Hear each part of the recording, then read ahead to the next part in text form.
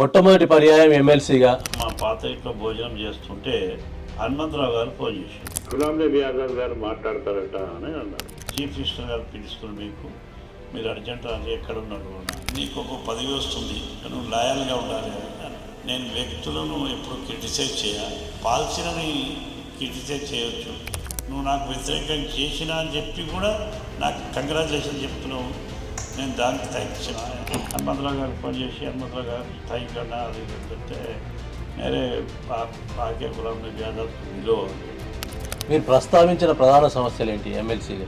చదువుకున్న అమ్మాయి కాలువలో పడి చచ్చిపోతే మున్సిపాలిటీ జిహెచ్ఎంసీ తప్పు చేసి ఆ ఫ్లైట్ నడిపించాలని దాదాపు 40 లక్షల రూపాయలు పెట్టింది. ఫైల్ పట్టుకొని కేసీఆర్ గారి దగ్గరికి పోయింది. నేను కాంగ్రెస్ పార్టీ, ఆయన టీఆర్ఎస్ ముఖ్యమంత్రి, పేపర్లు వచ్చినా ఇస్తున్నాను. కేసీఆర్ హయాంలో పేద కుటుంబానికి సంబంధించిన వాళ్ళు పైలట్ కాగలిగిండ్రు అనేది కాంగ్రెస్ పార్టీ చేయక 75 సంవత్సరాలు రాజ్యమేలి కేసీఆర్ చేస్తా ఉంటే తప్పే ఉన్నది, బరాబర్ ఇస్తాను. 38 సంవత్సరాలు కాంగ్రెస్ పార్టీలో ఢిల్లీ నుంచి గల్లీ దాకా చూసిన వాడిని కేసీఆర్ హరీష్ రావుని పిలిచాడు. పారుపోయి సిద్దిపేట పట్టుకు కేటీఆర్ పక్క పట్టు ఉంది, ఇటు సిరిసిల్ల కూడా చూసుకో పారుపోయి అని చెప్పి చాలామంది కేసీఆర్ కూడా ధైర్యం చేసింది కాబట్టి మాట్లాడే ధైర్యం లేదు. అదే లేచి మాట్లాడినా పదవి వచ్చినాక పైసా వచ్చినాక కేసీఆర్ గారు ఒక మాట అన్నారు. ఇప్పుడున్న ప్రభుత్వం చేస్తున్న పాలసీల పట్ల ఈ సీఎం కాంగ్రెస్ పార్టీకి సంబంధించినటువంటి సీఎం కాదు, వాళ్ళు అనుసరిస్తున్న విధానాల పట్ల మంచిది కాదు అని అంటారు. వేరే బోర్లలో కలిసి నీళ్ళు తీసుకొచ్చి వాటర్ ట్యాంకులకు కలిసి గణేష్ నిమజ్జనం చేసినటువంటి దినాలు చూసిన. చనిపోతే స్నానాలు చేసేందుకు ఫోన్ ట్యాపింగ్ కుంభకోణంలో కూడా రిటైర్డ్ డీజీ ఆఫీసర్తో అడిగింది.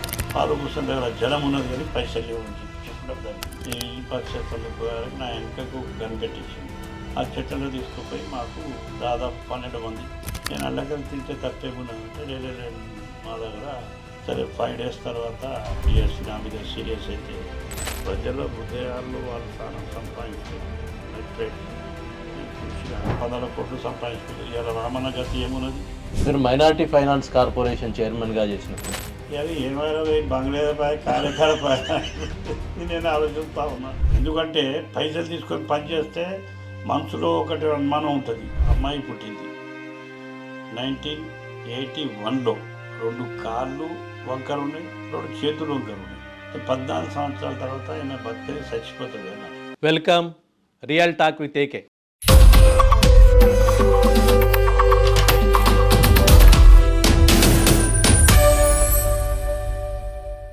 మనం ప్రస్తుతం 2 పర్యాయాలు ఎమ్మెల్సీగా పనిచేసిన ఫారూక్ హుస్సేన్ గారు ఇంట్లో ఉన్నాం. వారు మైనార్టీ ఫైనాన్స్ కార్పొరేషన్ చైర్మన్గా కాంగ్రెస్ పార్టీలో వివిధ హోదాలలో పనిచేసిన వ్యక్తి. తెలంగాణ రాష్ట్రం ఉద్యమం తర్వాత రాష్ట్రం ఏర్పాటయ్యాక వివిధ కారణాల వల్ల టీఆర్ఎస్లోకి వచ్చారు. కాంగ్రెస్ పార్టీలో ఒక పర్యాయం, టీఆర్ఎస్లో మరో పర్యాయం ఎమ్మెల్సీగా పనిచేసిన అనుభవం. వారు ఇప్పటికీ 7 పదుల వయస్సులో రాజకీయ ప్రస్థానం కొనసాగిస్తున్నారు. వారు మన ముందున్నారు. నమస్కారం సార్. నమస్కారం. మొట్టమొదటి పర్యాయం ఎమ్మెల్సీగా కాంగ్రెస్ తరఫున ఎన్నికయ్యారు. ఒక రకంగా ఎంపికయ్యారని కూడా అనొచ్చు. నామినేట్ అయిపోద్దా? అదే నామినేట్ అంటే ఎంపికనే, ఒక రకంగా నామినేట్ అయ్యారు. అప్పటి పరిస్థితులకు ఇప్పటి పరిస్థితులకు తేడా ఏంటి? అంటే వాస్తవంగా మొదటి పర్యాయానికి రెండో పర్యాయానికి అంటే నేను రాజకీయం ఎందుకు వచ్చినా అనేది కూడా చెప్తే, నాకు యాక్చువల్లీ తెలంగాణ ఎడ్యుకేషన్లో 69లో ఐదే స్టూడెంట్గా 9th క్లాస్లో ఉన్నాను. తెలంగాణ అంటే అభిమానం. తెలంగాణ ఎడ్యుకేషన్లో పనిచేసి నాతో పాటు నా క్లాస్మేట్లు కానీ మా అన్నదమ్ములు 2 అన్నలు కూడా తెలంగాణ ఎడ్యుకేషన్లో పనిచేశారు. మాకు ముఖ్యంగా రమణాచారి గారు సీనియర్, అప్పుడు సీనియర్, మాకన్నా 2 years సీనియరు. అవును. ఆయన బాగా ఎంకరేజ్ చేసేవాడు. స్మార్ట్గా ఉండే, మంచి మాటలు వస్తుండే, మీరు రావాలి చేయాలి అని చెప్తే మేము ఎడ్యుకేషన్లో బాగా పాల్గొన్నాము. సరే 9th నుంచి 10th వితౌట్ ఎగ్జామ్ పాస్ అయిపోయినాం. దాని తర్వాత 10thలో పాస్ అయినాక ఇంటర్మీడియట్ 2 years చేసినాక డిగ్రీ ఫస్ట్ ఇయర్లో ఫైనాన్షియలీ పొజిషన్ బాగా. ఆ ప్రస్థానం తర్వాత తీసుకుందాం. మీరు రాజకీయాల్లోకి రావడానికి కారణాలు ఏంటి, విద్యార్థి దశ ఏంటి, అవన్నీ తర్వాత తీసుకుందాం. మొదటి ఎమ్మెల్సీ స్థానం పొందడానికి, రెండో ఎమ్మెల్సీ స్థానం పొందడానికి 2 పార్టీలు అప్పటి పరిస్థితులు ఏంటి? నేను భోజనం చేస్తున్నా ఫస్ట్ ఎమ్మెల్సీ దొరకక ముందు. ఆ ఇంట్లో భోజనం, మా పాత ఇంట్లో భోజనం చేస్తుంటే హనుమంతరావు గారు ఫోన్ చేసిండు. హనుమంతరావు వి హనుమంతరావు అప్పటికి గారు. ఎంపీ వారు. ఆయన మెంబర్ ఆఫ్ పార్లమెంటు, రాజ్యసభ. ఆయన ఫోన్ చేసి గులాం నబీ ఆజాద్ గారు మాట్లాడతారట అని అన్నాడు. సరే అని చెప్పి అప్పుడు చిన్న ఫోన్లు సరే అయినట్టు ఇంటర్నేడు. మేము బయటికి పోయి అస్సలాముఅలైకుం సార్, నమస్కారం సార్, నమస్కారం సార్ అయింది. తర్వాత ఫరూక్, నువ్వు ఎన్ని సంవత్సరాల నుంచి రాజకీయాల్లో ఉన్నావు అంటే 77 నుంచి ఉన్నావు అని అన్నా. 77లో ఏమున్నావు అని అన్నాడు. 77లో నేను ఎన్ఎస్ఏలో పనిచేస్తున్నాను ఇంకా అని చెప్పిన. దాని తర్వాత అంటే యూత్ కాంగ్రెస్లో పనిచేసిన. దాని తర్వాత ఏం చేసినావు అని అంటే ఈ స్టేట్ యూత్ కాంగ్రెస్లో వచ్చిన. దాని తర్వాత ఏమైందంటే telephone board member, railway board member, అవన్నీ చదువుకుంటా ఫైనాన్స్ కార్పొరేషన్ చైర్మన్ కూడా, మైనార్టీ ఫైనాన్స్ కార్పొరేషన్ చైర్మన్ కూడా చేసిన అని చెప్పినాక మళ్ళీ 94లో ఎమ్మెల్యే కూడా కాంటాక్ట్ చేసిన అని చెప్పడం జరిగింది. ఇన్ని సంవత్సరాల నుంచి రాజకీయాల్లో ఉన్నా అని చెప్పి ఆయనే రాసుకుంటుండు, చెప్పుకుంటూ రాసుకుంటుండు ఆయన. అయితే దాని తర్వాత ఓకే నీ బయోడేటా ఉంటే ఒకటి మా పిఏకు ఫ్యాక్స్ చేసేసేయని చెప్పిండు. సరే మంచిది అని చెప్పి దాదాపు 17 నిమిషాలు వారు మాట్లాడటం జరిగింది. నిజంగా చెప్తున్నా, ఒక్క పైసని అనేవాళ్ళు ఖర్చు పెట్టాడే. నాకు ఈ పదవి వస్తుందని తెలియదు. మళ్ళీ ఏదోనో ఒక చైర్మన్ ఇస్తారేమో, పార్టీ అధికారంలో ఉన్నది అని నేను ఆశించిన. ఖర్చు పెట్టలే, పైరవి చేయలే. ఎవరితో కూడా చెప్పలేదు కూడా. అయితే దాని తర్వాతనే ఇమీడియట్లీ నేను వైశ్య హాస్టల్లో ఉన్నా. ఏది ఖైరతాబాద్లో ఏదైతే వైశ్య భవన్ ఉందో ఆ వైశ్య హాస్టల్లో గంపా మహేందర్ గారు, వాళ్ళు వైశ్యులు కాబట్టి వాళ్ళకే ఇస్తారు కాబట్టి వాళ్ళ రూమ్లోనే నేను కూడా మహేందర్ని ఇద్దరం కలిసి ఆడ ఉన్న తర్వాత ఏమైందంటే గాంధీ భవన్ నుంచి ఫోన్ వచ్చింది. సార్ మీ బయోడేటా కావాలి ఇమీడియట్లీ, ఫ్యాక్స్ ఆల్ ఇండియా కాంగ్రెస్ కమిటీ అడుగుతుంది అని.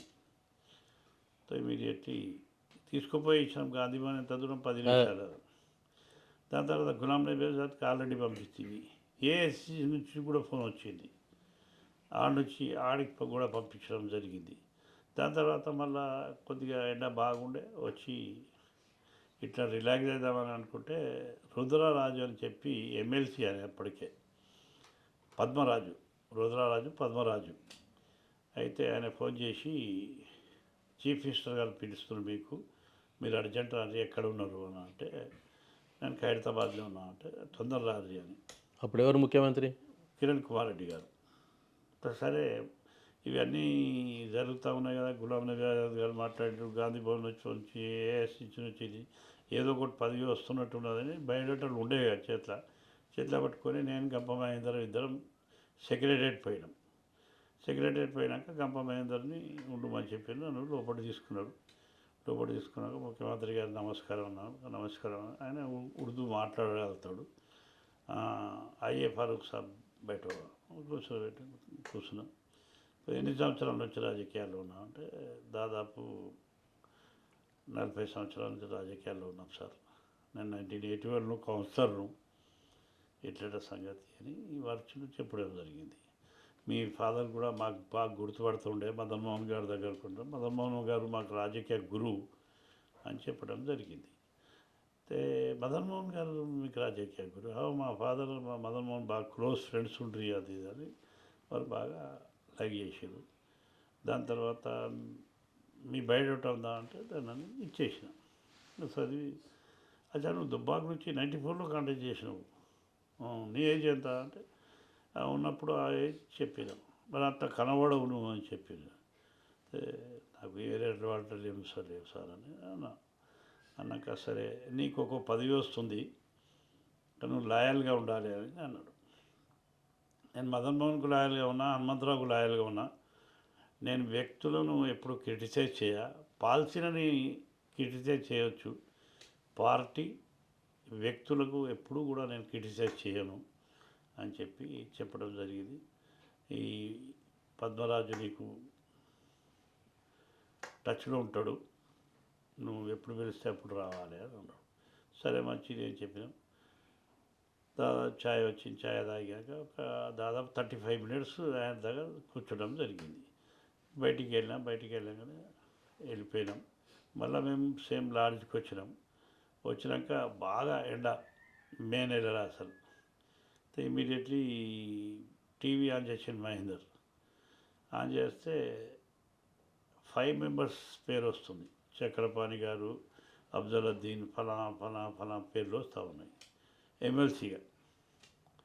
నేను మంచిగా పడుకున్నా. చైర్మన్ వస్తుంది ఎట్లయినా, ఇంతమంది మాట్లాడినరు కాబట్టి నేను ఎత్తడానికే చైర్మన్గా ఉన్నా, ఏదో ఒకటి చైర్మన్ వస్తుందని. దాని తర్వాత మహేందర్ నాకు నిద్ర పట్టింది. మహేందర్ లేపి, అరే నీ పేరు వస్తుంది ఈ ఎమ్మెల్సీగా, ఫైనాన్స్ కార్పొరేషన్ చైర్మన్ కాదు ఎమ్మెల్సీగా వస్తుంది అని చెప్పిండు. చెప్పగానే మళ్ళీ చూస్తే ఇంతకుముందు అఫ్జలుద్దీన్ పేరు వచ్చింది కదా అని అన్నాడు. అనగానే మళ్ళీ ఏమో ఇక టీవీలో ఇష్టం అని నేను అనుకున్నా. అన్న తర్వాత మళ్ళీ ఇమీడియట్లీ షబీర్ అలీ ఫోన్ చేసి నాకు ఫోన్ చేసి ముబారక్ ఫారూక్ భాయ్ అని అన్నాడు. ముబారక్ థ్యాంక్ యూ అని చెప్పిన. థ్యాంక్స్ అని చెప్పినాక, ఏం షబీర్ భాయ్ ఇంతకుముందు అఫ్జలుద్దీన్ పేరు వచ్చింది, ఇప్పుడు నా పేరు వచ్చింది. అరే ఆ అఫ్జలుద్దీన్ నేనే పంపించినట్టు ₹1,00,000 ఇచ్చి పో, నాకైతే వస్తలేదు, నువ్వు నా ప్రయత్నం చేసుకో. ఆ ఫారూక్ పేరు వినబడుతుంది, ఫారూక్ రాకుండా నువ్వు నా ప్రయత్నం చేసుకో. ₹1,00,000 ఇచ్చి టికెట్ ఇచ్చి పంపించిన, నీ అదృష్టంలోనే నీకు వచ్చింది అంటే నేను థ్యాంక్స్, నువ్వు నాకు వ్యతిరేకం చేసినా అని చెప్పి కూడా నాకు కంగ్రాచులేషన్ చెప్తున్నావు, నేను దానికి థ్యాంక్స్ చెప్తున్నా. ఎందుకంటే రాజకీయ నాయకులు చాలామంది దాచిపెడతారు, నేను దాచిపెడతారు, కానీ నమ్మకం ఏంది నా పేరే వచ్చింది అని అంటే ఆయన పేరు చెప్పిండు. Farooq Hussain, son of MD Hussain, house number 11-1-111 Bharat Nagar, Siddipet. నాకు గవర్నర్ దగ్గర నుంచి లిస్ట్ వచ్చింది, నీకు ఫ్యాక్స్ పంపించమంటే పంపిస్తా అన్నాడు. అంతట్లోనే మేము కొద్దిగా లేచి ఫ్రెష్ అయ్యి చక్కగా మన అంజన్ కుమార్ యాదవ్ ఎంపీ దగ్గరికి పోయినాం. అంజన్ కుమార్ యాదవ్ ఎంపీ నేను కలిసి అందరం 2 కార్లలో సర్వ సత్యనారాయణ గారి దగ్గర పోయినాం. సరే వాళ్ళందరూ సన్మానం చేస్తున్నాం. హనుమంతరావు గారు ఢిల్లీలో ఉన్నారు. అప్పటికి సర్వసత్యనారాయణ మంత్రా లేదా? లేదే, మంత్రి కాలే, ఎంపీ. అయితే ఆడికి ఫోన్ చేసిన హనుమంతరావు గారికి. హనుమంతరావు గారికి ఫోన్ చేసి, హనుమంతరావు గారు థ్యాంక్ యూ అన్న అది ఇది అని చెప్తే, నేరే ఆకే గులాం నబీ ఆజాద్కు మిలో అని చెప్పాడు.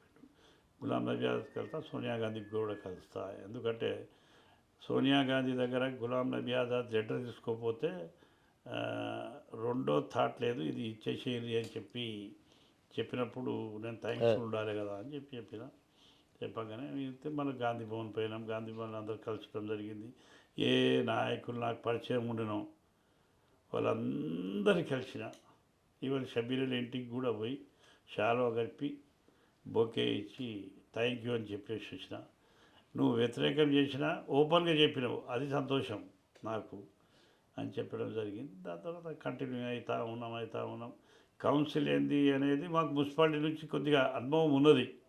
ఎందుకంటే ఒక సభ చేసినాం కదా కింద, ఎట్లా మాట్లాడాలి, ఏంటి మంచి చెడు ఏంది, ప్రజా సమస్యలు కానీ మంచి చెడు ఇవన్నీ సీనియర్లతో కొద్దిగా నేర్చుకున్నాం. వాస్తవంగా కూడా అప్పుడప్పుడు రోషయ్య గారి దగ్గర పోదు నేను గంట సేపు మాట్లాడుతందుకు. దాని తర్వాత ఈయన దగ్గర కూడా వద్దు, చక్రపాణి సాబ్ దగ్గరికి, ఆయనే సీనియరు.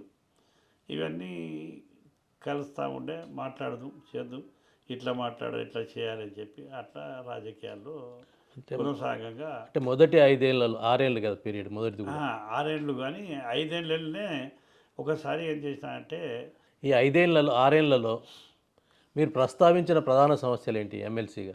నేను ఏ సమస్య, హైదరాబాద్లో ఒక లేడీ అమ్మాయి, చదువుకున్న అమ్మాయి కాలువలో పడి అక్కడ బొందలో పడితే చచ్చిపోతే పడి కొట్టుకుపోతుంది, ఎవరు కాపాడటోడు లేడు, ఎవరు కాపాడినా ఉరికినా దొరకలేదు, ఆమె వెళ్ళిపోయింది, చనిపోయింది.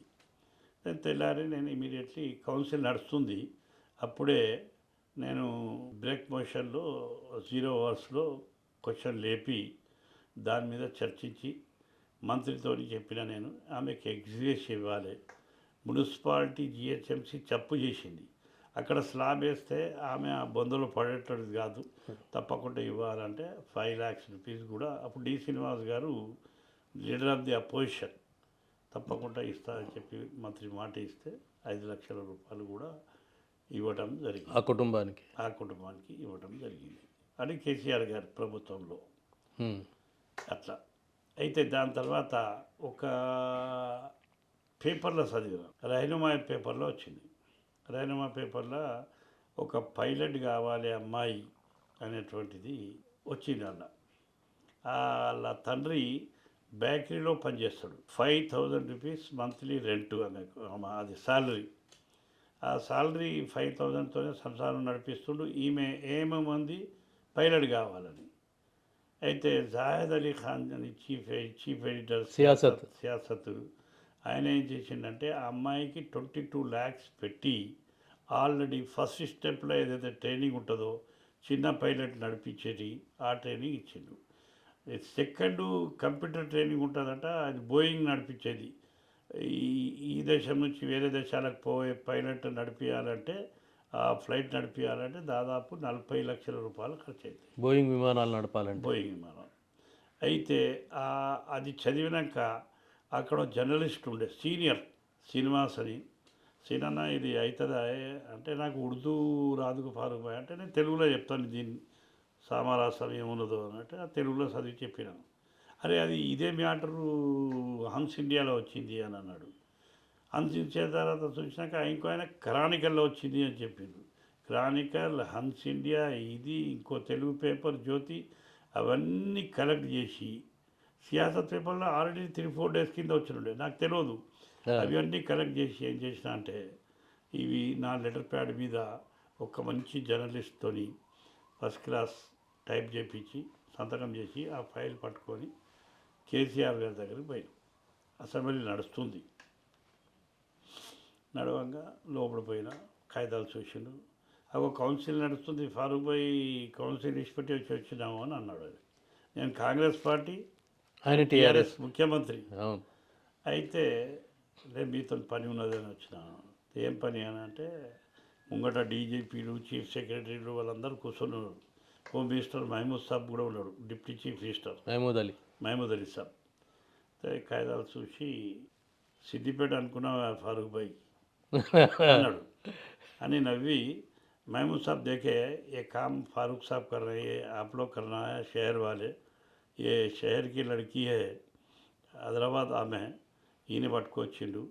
ఇమీడియట్లీ సంతకాలు చేసి భూపాల్ రెడ్డి గారు ఇట్లా అని చెప్పి వాళ్ళ పిఎస్ని పిలిచి 15 daysలో జియో వెళ్ళాలి అని చెప్పి చెప్పిండు. ఈ అమ్మాయి ఎవరో తెలియదు, అది నాకు అడ్రస్ తెలియదు. సరే అది ఇచ్చేసిండు.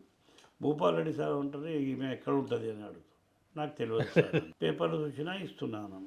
అట్టెట్ అవుతుంది, ఈమె ఆధార్ కార్డు కావాలి, ఈమె రేషన్ కార్డు కావాలి, అడ్రస్ కావాలి, ఫోన్ నెంబర్ కావాలి, ఈమె సర్టిఫికేట్ కావాలి, అన్నీ కావాలి అని అంటే ఇమీడియట్లీ జాయద్ అలీ ఖాన్ దగ్గరికి పోయి అవన్నీ డీటెయిల్స్ తీసుకుంటే అప్పుడు వాళ్ళకి ఇవ్వడం జరిగింది.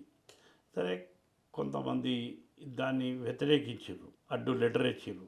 ఈమె హైదరాబాద్ ఆమె కాదు, ఈమె కర్ణాటక ఆమె ఫలా అని చెప్పి అడ్డంకాలు వచ్చిన ఆమె హైదరాబాద్లో పుట్టింది, హైదరాబాద్ తల్లిదండ్రులకు సంబంధించిందే, వాళ్ళ ఆయన బేకరీలో పనిచేసేది కరెక్టే.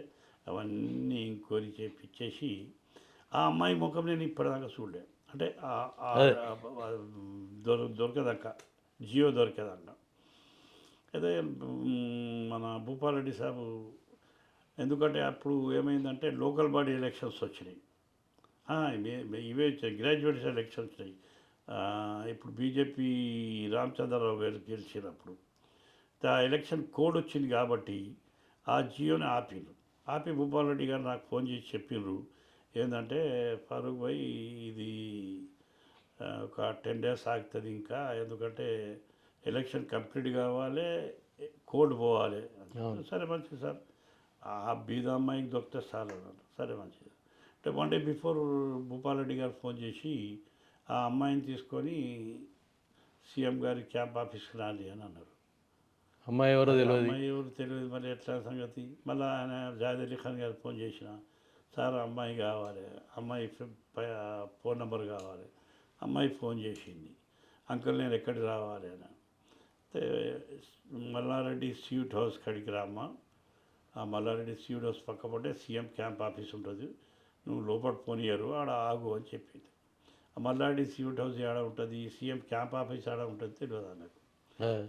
సో ప్లేస్ అని చెప్పేస్తే సరే మంచిదని చేతకి మీద తండ్రితో పాటు వచ్చింది. నేనే బొకే షాల్వా స్వీట్ డబ్బా తీసుకొని పోవడం జరిగింది. దాదాపు 150 మంది ఉన్నారు ఆడ ఆ మల్లారెడ్డి స్వీట్ హౌస్ కాడ. ఒక్కటే ముస్లిం అమ్మాయి కనబడుతుంది అలా. నేను పిలిచిన వాళ్ళ నాయనను, పక్క పొండిలో పడి ఉన్నాడు, తండ్రి ఉంటాడు కాబట్టి ఇట్లా పిలిచిన. వచ్చిండు, మీ బిడ్డనైనా ఇట్లా పైలట్? అవునైనా సార్. ఇన్నే చేత కాపై పొరుగులోకి చెప్పేసి వాళ్ళ నాకు కావాలని తీసుకొని పోయినా, కూర్చొని పెట్టిన. తీసుకుపోగానే ముందు వాళ్ళ ఆమెకు టిఫిన్ చేపించిండు. టిఫిన్ చేపించి మళ్ళా కొద్దిగా మార్పులు అయినాయి దాంట్లో. జియోలో మార్పులైనవి. లేట్ అయిపోయింది. లేట్ అయిపోయినాక నాకు కేసీఆర్ గారు చెప్పారు, ఫారూక్ భాయ్ ఏమనుకో, కష్టపడ్డావు నువ్వు, ఫలితం కావాలంటే ఆయన ఒక ఆయన.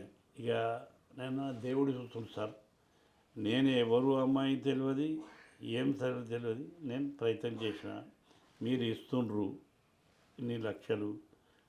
ఒక బేకరీలో పనిచేసే అమ్మాయి తండ్రి ఆ పని చేస్తే ఆమె పాలియేటర్ కావాలని వేరేళ్ళు అడ్డంకాలు వేస్తే, సరే సార్ పేరు పెట్టేసి అని చెప్తే సరే మంచిదని ఫస్ట్ పేరు నాది, సెకండ్ వారి పేరు పెట్టేసి ఆ జియోని రిలీజ్ చేసి సీఎం గారు వారి చేతి మీదకి వెళ్ళి ఇచ్చాను. అది చాలా హైలైట్ అయింది, ఆ పైలట్కు వస్తుంది. దాని తర్వాత ఎస్సీకి సంబంధించిన అమ్మాయికి ఒకటి, ఒక ఎస్టీ అబ్బాయికి ఒకటి, దాని తర్వాత బీసీ అబ్బాయికి ఒకటి, ఇట్లనే ఒక 5-6కి సీఎం గారు. ఎందుకంటే ఒక దొరికింది కదా, చాలామంది అరే గవర్నమెంట్ ఇస్తుందట, పైలట్ అవుతుందట అంటే ఒక 8-10 మందిని కేసీఆర్ హయాంలో బీద కుటుంబానికి సంబంధించిన వాళ్ళు పైలట్ కాగలిగినరు అనేది చరిత్రలో మొట్టమొదటిసారిగా అది నేను సాధించిన. ఆ ఘనత నాకు ఉన్నది. నేను కేసీఆర్ గారికి సలాం చేస్తున్నా. నా మాట ఏనాడు కూడా కాదని లేదు. అందుకోసం నేను కాంగ్రెస్లో ఉండి ఆయన టీఆర్ఎస్ ముఖ్యమంత్రి అయి కూడా నాకు ఇంత పేరు తీసుకొచ్చిందో అన్నటువంటిది అభిమానం ఒకనాడు పుట్టిపోయింది.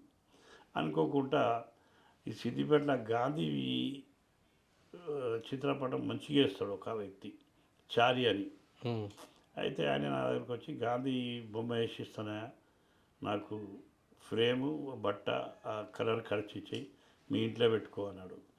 నా ఇల్లు అంత పెద్దది లేదు, వేసైతే ఇయ్యను అని చెప్పిన. అయితే నేను అంత వేసినాక చాలా బాగా వేసాను.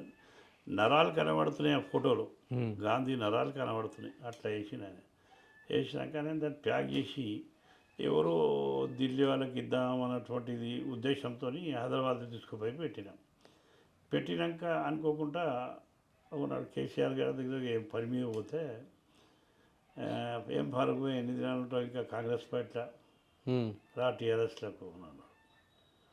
సరే సార్ మంచిది. హరీష్ అన్నాడు, ఫారూక్ భాయ్కు టీఆర్ఎస్లోకి తీసుకుందాము అని అన్నాడు. అయితే ఆనాడు నేను ఎందుకు పోయినా అంటే ఈ బొమ్మ ఇచ్చేందుకు పోయినా. ఆయన కొత్త ఇల్లు కట్టుకున్నాడు కదా వెనక, అవును, పాత ఇంట్లో ఉండే, అవును, కొత్తది అయింది కదా ఇప్పుడు సీఎం క్యాంప్ ఆఫీస్, దాంట్లో పెట్టుకోమని చెప్పి ఇచ్చిన. అయితే నాకెందుకు ఇస్తున్నాం ఫారూక్ భాయ్ అంటే, ఇంట్లో పెట్టుకోనంటే, అది ఎన్ని దినాలనే ఉంటామా, ముఖ్యమంత్రి ఉన్న దినాలు ఉంటా నేను, దాని తర్వాత మాత్రం తీసుకుపోవాల్సిందే అంటే, ఇంట్లో పెట్టుకోండి సార్, దాంట్లో ఏమున్నది, నేనైతే ఖాయిజ్గా ఇస్తున్నాను అన్నాను. సరే ఈ బొమ్మ పక్కకు పెట్టేసి కానీ నువ్వైతే టీఆర్ఎస్ పార్టీకి రా అని చెప్పి అని ఆహ్వానించిండు. హరీష్ రావు సార్ పిలిచి చెప్పగానే హరీష్ రావు గారు సరే ఓకే అని చెప్పేసి 4th నాడు అజయ్ ఖమ్మం ఎమ్మెల్యే వారు కూడా కలుస్తున్నారు, వారితో పాటు మాకు కూడా కలమని చెప్పాను. అప్పటికి మీ 6 years పీరియడ్ అయిపోలేదు 1 year ఉంది. సరే మంచిది అని చెప్పి నేను ఎవరి మీద ఏం ఎలిగేషన్ వేయలేదు. ఎందుకంటే వీళ్ళు తీసుకొచ్చినటువంటిది ఏదైతే స్కీమ్లు ఉండేవో, ఎందుకంటే చెర్లను లోతు చేయాలి, నీళ్లు పెట్టాలి, తాంబాలం లెక్క అనేటువంటిది గంగాలం లెక్క కావాలి చెర్లు అనేటువంటి స్లోగన్ ఇచ్చిండ్రు. Mission Bhagiratha, mission Kakatiya, mission Bhagiratha, దాని తర్వాత కాళేశ్వరం దాని గురించి కూడా వాళ్ళ చర్చలు జరుగుతున్నాయి. అయితే కాకతీయ హోటల్లో నేను 1,1116 రూపాయలు కూడా మిషన్ కాకతీయకు డొనేట్ చేయటం కూడా జరిగింది సీఎం గారికి. నేను కలవక ముందే ఇవన్నీ కాంగ్రెస్ పార్టీలో చర్చ జరిగింది. ఎందుకు ఇచ్చినావు అట్లా ఇస్తావు కాంగ్రెస్ పార్టీ ఆయన పోయి టీఆర్ఎస్కి ఇస్తున్నాడు. అయితే ఎందుకు ఇస్తున్నావు అని కూడా పార్టీ అడిగింది. పీసీసీ ప్రెసిడెంట్ అడిగిండు, అందరు అడిగితే నేనన్నా ప్రజలకు మంచి చేసేటటువంటి స్కీమ్ ఏ పార్టీ అయినా చేసినా నా పైసలు నా జీతం ఇస్తా అని చెప్పినా ఇచ్చిన. కాంగ్రెస్ పార్టీ చేయక 75 సంవత్సరాలు రాజ్యమేలి మన ఇప్పుడు కేసీఆర్ చేస్తూ ఉంటే తప్పేమున్నది, బరాబర్ ఇస్తాను నేను, ఇంకా పని చేస్తా పోయి తటలా పడతా నేను ఆయనతో పాటు అని చెప్పి నేను చెప్పడం జరిగింది. రాజగోపాల్ పేట్ చెల్లో హరీష్ రావుతో పాటు నేను కూడా అక్కడ తటలాపడి, నా చీఫ్ సెక్రటరీ వచ్చిండు రాజు గారు, ఆనాడు నేను తటలాపట్టిన ఆయనతో పాటు ఉన్నా. దాని తర్వాత కేసీఆర్ ఆహ్వానించిండు, పోయినా ఆ స్కీములు మంచిగానే పడ్డాయి. ఎందుకంటే నేను 38 సంవత్సరాలు కాంగ్రెస్ పార్టీలో ఢిల్లీ నుంచి గల్లీ దాకా చూసినవాన్ని, ప్రతి నాయకుడిని గుర్తుపట్టబట్టమని, ప్రతి నాయకుడు నాకు గుర్తుపడతాడు. వాళ్ళ పాలసీను కేసీఆర్ పాలసీకు చాలా తేడా కనబడ్డది నాకు.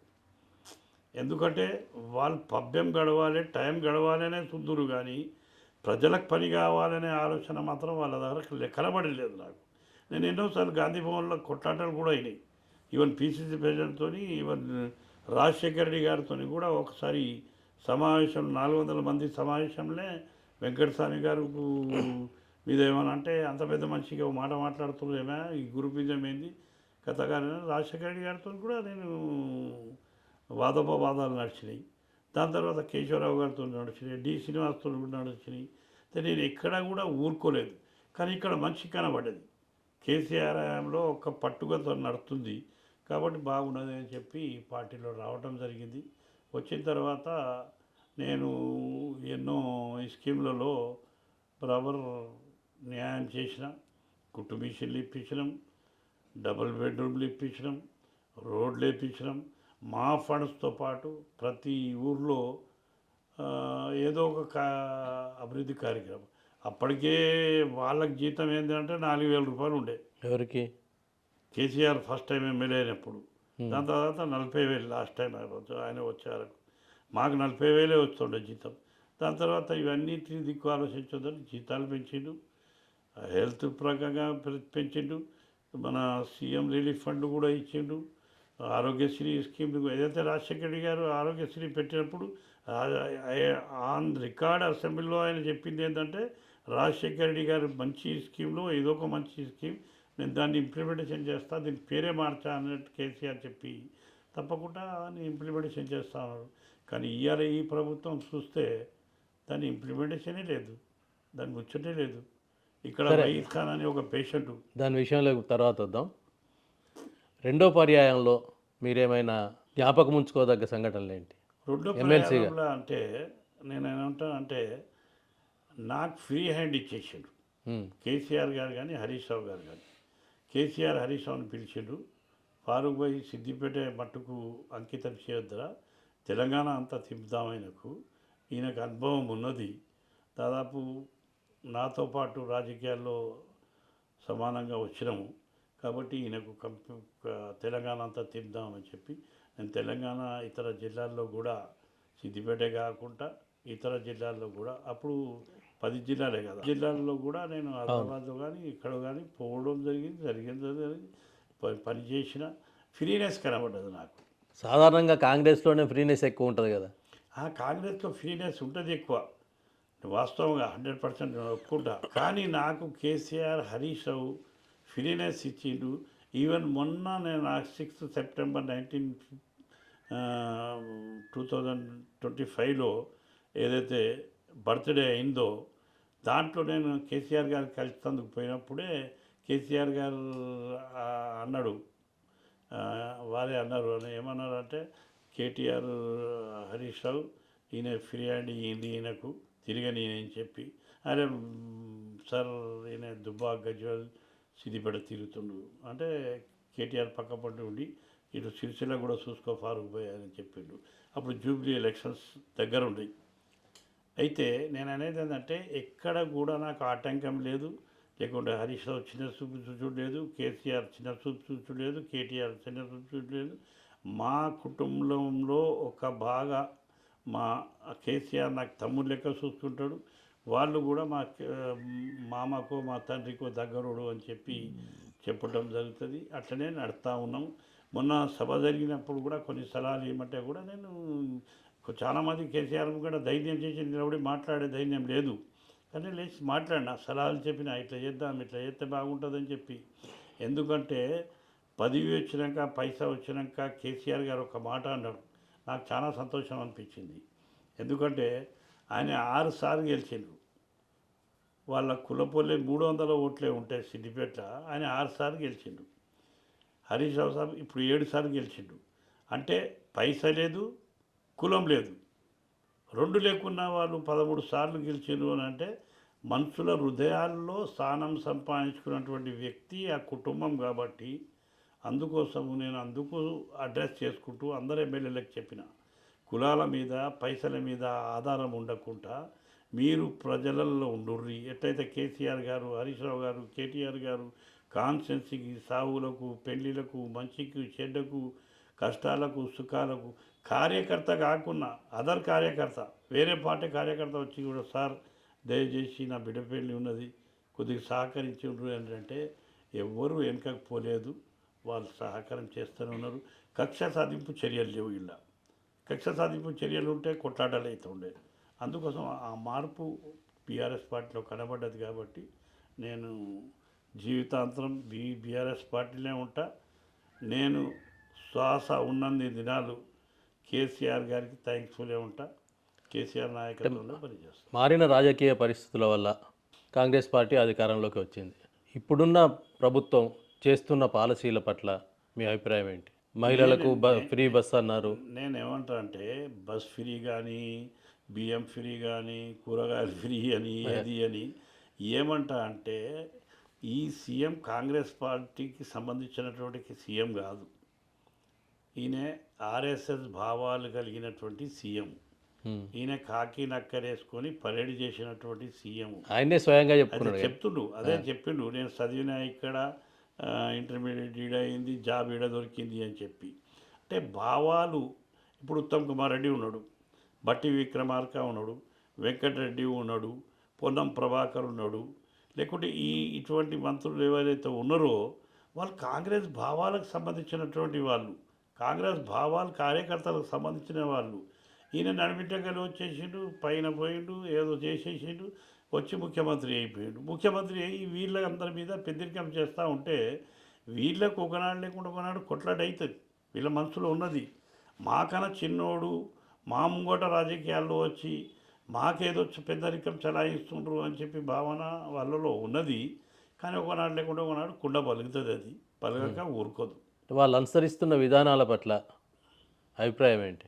మంచిది కాదు అని అంట నేను. ఎందుకో మంచిది కాదు అంటే కేసీఆర్ ఉన్న 10 ఇయర్స్లో ఒక్కనాడు కూడా మత కల్లాలు కాలేదు, భేదాభిప్రాయాలు రాలేదు, అంతా కలిసిమెలిసి ఉన్నారు. ఈ 2 ఇయర్స్లో రకరకాలుగా మనసుల్లో భేదాభిప్రాయాలు వచ్చి ఎన్నో జగల కొట్లాటలు కూడా జరిగినాయి. అది మంచిది కాదు.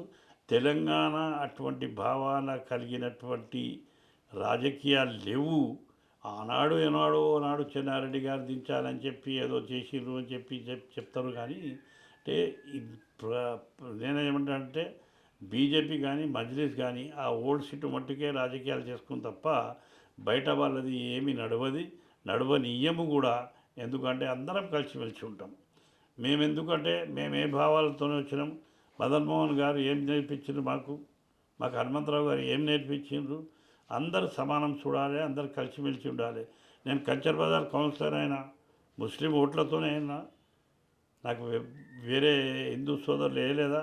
మెజారిటీ హిందూ సోదరులు వేరే నిలబడ్డా కానీ నాకు మెజారిటీ ఇచ్చి నాకు గెలిపించారు అని అంటే అందుకోసం నేను కంచర్ బజార్ ప్రజలకు నేను థ్యాంక్ఫుల్ ఉన్నా అని చెప్తున్నాను. ఇప్పటికీ ఆ థ్యాంక్ఫుల్నెస్ కంటిన్యూ చేస్తూ ఈ మధ్య బ్లాంకెట్స్ పంపిణీ చేశారు. లేదా నేను బ్లాంకెట్సే కాకుండా వాళ్ళ బియ్యము కుర్చీలు చీరలు తువాలలు అన్నీ ఇచ్చిన. కానీ వాళ్ళ కష్ట సుఖాల్లో ఇప్పటికి కూడా ఉన్నా నేను, లేను అని కాదు. ఫోన్ వస్తుంది, ఫలానా చచ్చిపోయింది, ఫలానా చచ్చిపోయారు, సాగు ఖర్చులు. ఎందుకంటే ఆల్రెడీ ఒక కౌన్సిలర్ ఉన్నాడు అలా. నేను పోయేదో ఫోటో దిగి చేసే బాగుండదని చెప్పి నేను ఇప్పటికి కూడా నా సోషల్ యాక్టివిటీస్ నడుస్తూనే ఉంటాయి. కులాలకు మతాలకు అతీతంగా నడుస్తూనే ఉంటాయి. అది నా జీవితంలో కూడా నడిపించుకుంటున్నాను. రీసెంట్లీ బుచ్చన చనిపోయాడు. బుచ్చన చనిపోతే వాళ్ళ ఇంట్లో దినాలు అయిపోయినాయి. దినాలు అయిపోయిన తర్వాత ఏం చేసినామని అంటే మేము 5-6 ఫ్రెండ్స్ కలిసి ఈయన సంతాప సభ పెడదాము అని చెప్పినాం. సంతాప సభ కూడా వైశాభవన్లో పెట్టినాం. దాదాపు 500-600 మందికి భోజనాలు ఇంతజాం చేసినాం. ఒక కొత్త ఆలోచన సిద్దిపేటలో కలిగించినాం. కులాలకు మతాలకు అతీతంగా ఫ్రెండ్షిప్ని విలువ ఇవ్వాలి అన్నటువంటి భావంతో మేము ముందుకు పోతా ఉన్నాం. మేము బతికినన్ని దినాలు మాకు సంబంధించినటువంటి ఫాలోవర్స్ కానీ మాకు సంబంధించినటువంటి వాళ్ళకు కానీ మేము పాఠాలు ఇదే నడిపిస్తాం. మాకు మేము చదివే కాలంలో 6th, 7th, 8thలో మాకు 15 ఆగస్ట్ కానీ 26 జనవరి కానీ ఊరంతా పరేడ్ ఉంటుండే. ప్రభుత్వం మారిన తర్వాత, ప్రభుత్వం మారకముందే కాళేశ్వరం కుంగిపోవడం, తర్వాత రకరకాల కుంభకోణాలు వెలుగులోకి వస్తున్నాయి. ఫోన్ ట్యాపింగ్ కానీ, కాళేశ్వరం కానీ, కార్ రేసింగ్ కానీ, ఇట్లాంటివన్నీ వస్తున్నాయి. వీటిపై మీ అభిప్రాయం ఏంటి? రాజశేఖర రెడ్డి గారు అవి కక్ష సాధింపు చర్యలా లేకపోతే ఇంకేమైనా? ఏమంటారా, రాజశేఖర రెడ్డి గారు ముఖ్యమంత్రి ఉన్నప్పుడు పంజాగుట్టలో ఒక పిల్లేరు వానలు బాగా పడి కుంగిపోయింది. పిల్లరు కూలింది, కుంగిపోయి దాని స్లాబ్ పడిపోయింది. నలుగురు చనిపోయారు. ఫ్లైఓవర్లో ఒక భాగమే కిందికి పడిపోయింది. కార్ల మహారాష్ట్ర వాళ్ళు, బాంబేలు చనిపోయారు. ఇక్కడ తెలంగాణ వాళ్ళకు కూడా దెబ్బలు తాకినాయి. కానీ ఆనాడు ఎవరు కూడా టీఆర్ఎస్ పార్టీ వాళ్ళు అంత ధర్నా చేయలే, గడబడి చేయలే, ఏం చేయలేదు. అది ఇంజనీర్ చేసినటువంటి తప్పు. అంటే ఆ లోతులో ఎంతవరకు అయితే గట్టి భూమి ఉందో అది తెలుసుకోవాలి. అది కుంగికి పోయింది. అటు కాళేశ్వరంలో కూడా ఆ తప్పే కుంగిపోయడానికి కారణము కేసీఆర్, హరీష్ రావు వాళ్ళ మీద వేస్తే బాగుండదు. ఇవాళ వాస్తవంగా కూడా ఇన్ని వేల కోట్ల ధాన్యం ఇవాళ తెలంగాణ పడుతుంది. ప్రతి చెర్ల నీళ్ళు ఉన్నాయి. నేను ఒక కాలంలో దుబ్బాక ఎమ్మెల్యే కాంటాక్ట్ చేసిన తర్వాత ఊళ్ళో పట్టిపోతే, సార్ మా ఊళ్ళో చెరువుల నీళ్లు లేవు, గణేష్ను నిమజ్జనం చేయాలి అని అంటే వేరే బోర్లలో కలిసి నీళ్ళు తీసుకొచ్చి వాటర్ ట్యాంకులకు వెళ్ళి గణేష్ నిమజ్జనం చేసినటువంటి దినాలు చూసిన. చనిపోతే స్నానాలు చేసేందుకు ఫోన్ చేసి ఎలక్ట్రిసిటీ ఆఫీసర్కు ఆ బావి కాడికి పోరంటే వేరే వాళ్ళ బావి దగ్గరికి పోయి స్నానాలు చేసే కాలం చూసిన. ట్రాన్స్ఫారాలు కాలిపోతే వచ్చి డిఈ ఆఫీస్, ఎస్సీ ఆఫీస్ దగ్గర కొట్లాడితే, అప్పుడు ఎస్సీ ఆఫీస్ సంగాడిలో ఉంటుండగా డిఈ ఆఫీస్ అయితే సిద్దిపేటలో ఉంటుండే. నేను ఎన్నో ఒకసారి కొట్లాడి, ఆనాడు శ్రీనివాస్ రెడ్డి గారు మొన్నటిదాకా డైరెక్టర్ ఉండే, ఆయనతోని కొట్లాడి ట్రాన్స్ఫారాలు తీసుకుపోయినా. లైన్లో రావాలంటే లైన్లో రాదు, పొలాలు వెళ్ళిపోతాయి అని చెప్పి. అటువంటి కాలం కాంగ్రెస్ పార్టీలో చూసిన. ఈ కాలంలో మాత్రం ఇవాళ వాస్తవంగా కూడా సిద్దిపేట చుట్టుముట్టు 10 లక్షల ఎకరాలకే నీళ్ళు వస్తుండేట. నిన్న నేను ఒక ఆఫీసర్తో విన్నా. ఇవాళ 80 లక్షల ఎకరాలకు నీళ్ళు వస్తున్నాయి. ఎట్లా వస్తున్నాయి? కాంగ్రెస్ పార్టీ ఇన్ని సంవత్సరాలు పరిపాలించింది. నీలం సంజీవరెడ్డి కాడి నుంచి కిరణ్ కుమార్ రెడ్డి దాకా మీరే ముఖ్యమంత్రులు. ఎన్టీ రామారావు, చంద్రబాబు నాయుడు కావచ్చు, దాని తర్వాత మీరే ముఖ్యమంత్రులు. మీరు కాంగ్రెస్ పార్టీ ముఖ్యమంత్రులే ఇవాళ చేతి చూపిస్తుండు. కాళేశ్వరం కూలిపోయింది, కాళేశ్వరం ఇది కోట్లు సంపాదించుని. కేసీఆర్, హరీష్ రావు పైసల కోసం కాదు, హృదయాల్లో స్థానం సంపాదించేందుకు. ఇవాళ రైతుల దగ్గరికి ఏ పల్లెకి వెళ్ళినా, ఏ గల్లీకి వెళ్ళినా రైతు ఇవాళ ఏడుస్తూ ఉన్నాడు. అనవసరంగా కేసీఆర్ని ఓడగొట్టుకుంటే 5,000 సరిపోతుండే, వాడు 10,000 ఇస్తా అన్నాడు, 10,000 ఇవ్వలే, ఏ 5,000 రాలే. ఇలా అది బాధపడతా ఉన్నాడు. అందుకోసం కాళేశ్వరానికి చేతి చూపించేది, లేకపోతే వేరే వాటికి చూపించేది అధికారం కాంగ్రెస్ పార్టీకి లేనే లేదు.